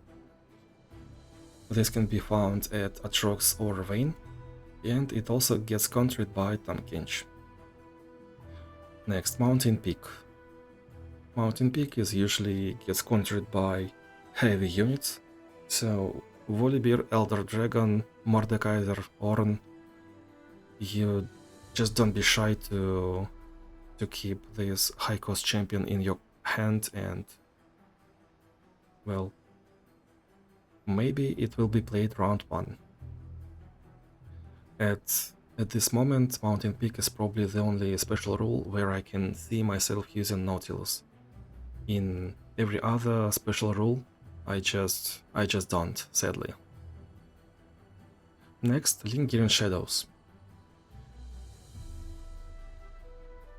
So for enemy, this is quite interesting way to buff creatures, and this will like make encounter feel a little bit different probably, but we just never play around it. It might get combat with Summon Aura or Sovereign's Domination or After Image.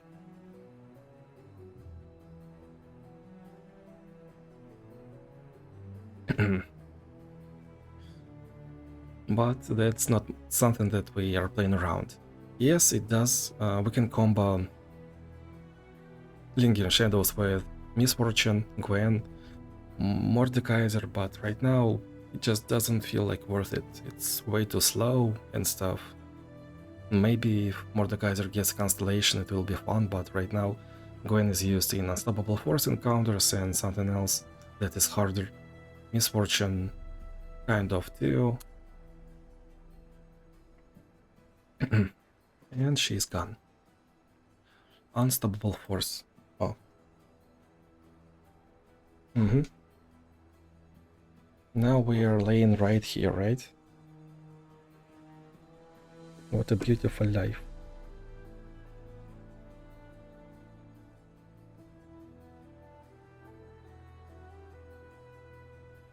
So, Unstoppable Force. I'm gonna just repeat what I said at Change 35. We are rushing enemy down, preferably within 2 attacks, and we're using low-cost units and some low-cost summon effects. I mean, Bilgewater's 3 mana spell summon to 1-cost allies is pretty good. Speaking about relics, we probably wanna use Crown Guard Inheritance if we can. That will give us extra attack. Gwen is pretty good and she uses Crown Guard Inheritance. Alice is pretty good, she can use that too, but there are better options. Jax is naturally pretty good into Unstoppable Force and he does use Crown Guard Inheritance. Diana is a pretty standard pick into this Unstoppable Force. Needly in Transmog plus Spectral Scissors build. Misfortune and Nika can be pretty good too. Embrace the Current. That's a pretty neat mod, I would say, but I don't know. Like, the best thing about this mod is that it's always a complement to player, in a way that it doesn't work on enemy. It obviously synergizes with Nami and Jack, but I don't know, you can just use whatever, however. I use Ornn because I can. The plan was to play on curve and play 0 mana spell to get mana, and then we play 4 drop into manifest a 5 mana equipment and play that basically for free. Well, I mean, we get 3 mana, we get 3 spell mana that we can use on 5 mana equipment. That's it.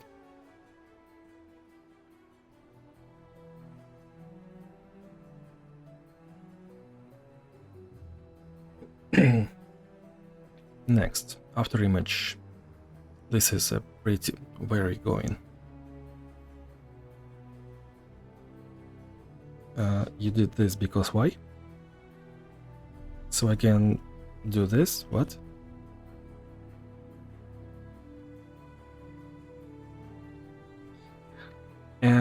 After image, pretty brutal mod that copies the strongest dead follower that died this game.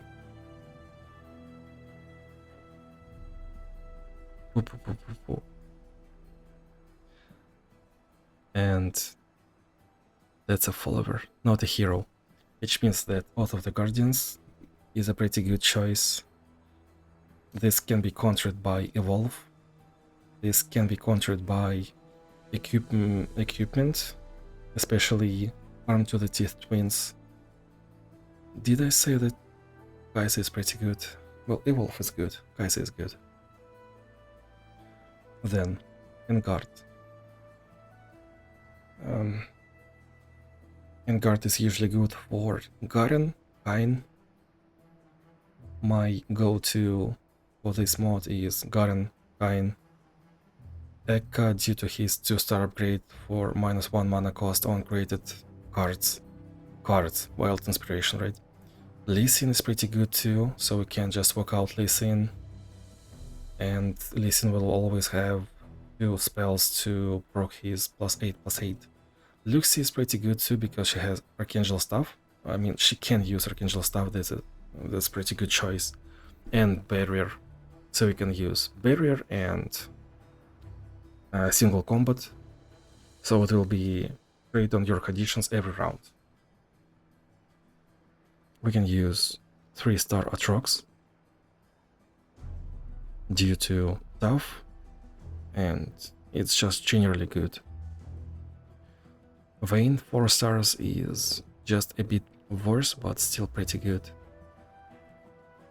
I would say that my Ari that I just showed works with that like a charm too. Ari works like a charm, what?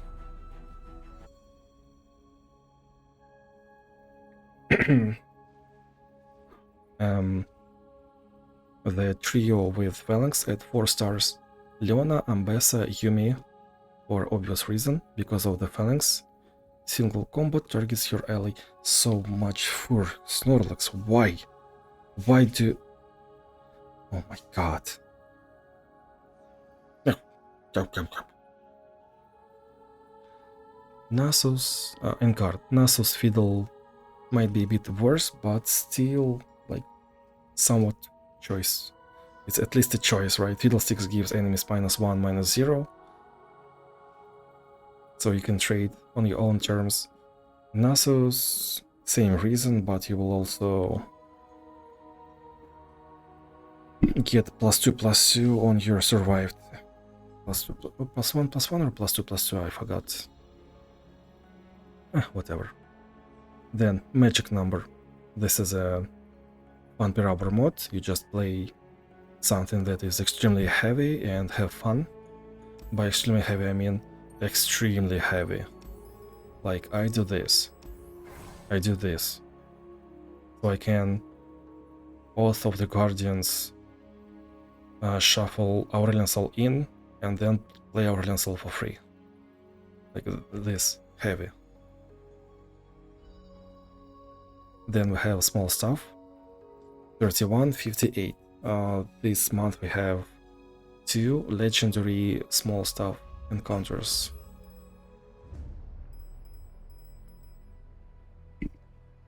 Hmm? 31 and 58. Usually small stuff, legendary one is countered by Yumi, preferably with Disciple of Shadows epic relic if you have that. So Yumi will be almost free to play round 1. Small stuff can be outplayed by Armed to the Teeth twins in a way. Once again, you will get stats from equipment, you will get stats from 4-star upgrade, that's a lot of stats, and if enemy is easy, you will go through. Fiddlesticks has his own win condition, so it doesn't really matter if your units are just 1-1. Snorlax, no! Snorlax!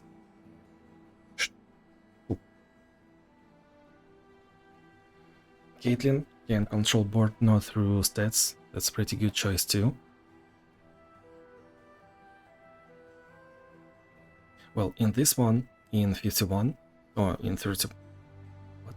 In 31, you could use Gale, just due to power of observation, it gives a free spell every round, so you can summon a unit, summon another unit, buff this unit, buff that unit, and you will stabilize most likely. Well, that's Lee Sin, so we play around Lee Sin.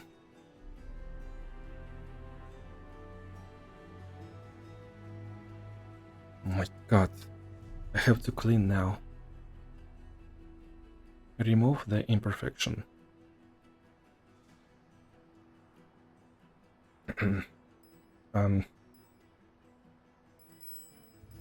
Which one was that? 62?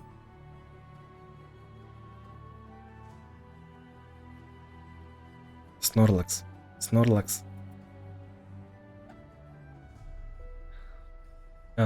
Remove the imperfection is usually countered by raw stats, like Darius or maybe Kale, twins with Armed to the Teeth once again. You can use Ari because she actually benefits from recalling. It's this choice here is...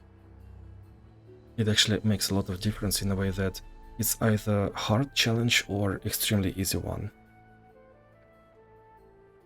Because you either benefit from it or do not feel it at all, or you lose a lot of tempo and mana. So choose wisely. And next we have Power of Observation, Trick of the Light, and this one. So they have something in common. Usually the special rules are played around by spells, and like within 2 rounds you just play buff or debuff and you control board. Or or at least you stabilize, right?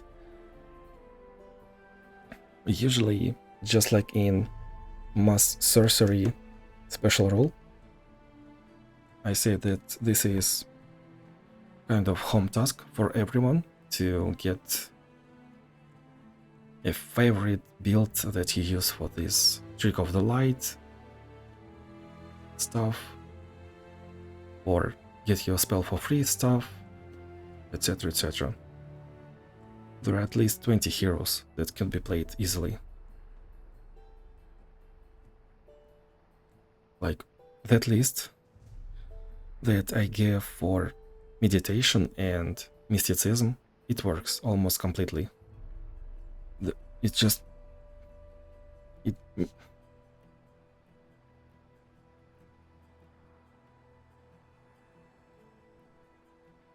It might be just like in Lilia Ilaoi, maybe Mel, because I didn't really play Mel, but that's it. Maybe Ornn is like in too.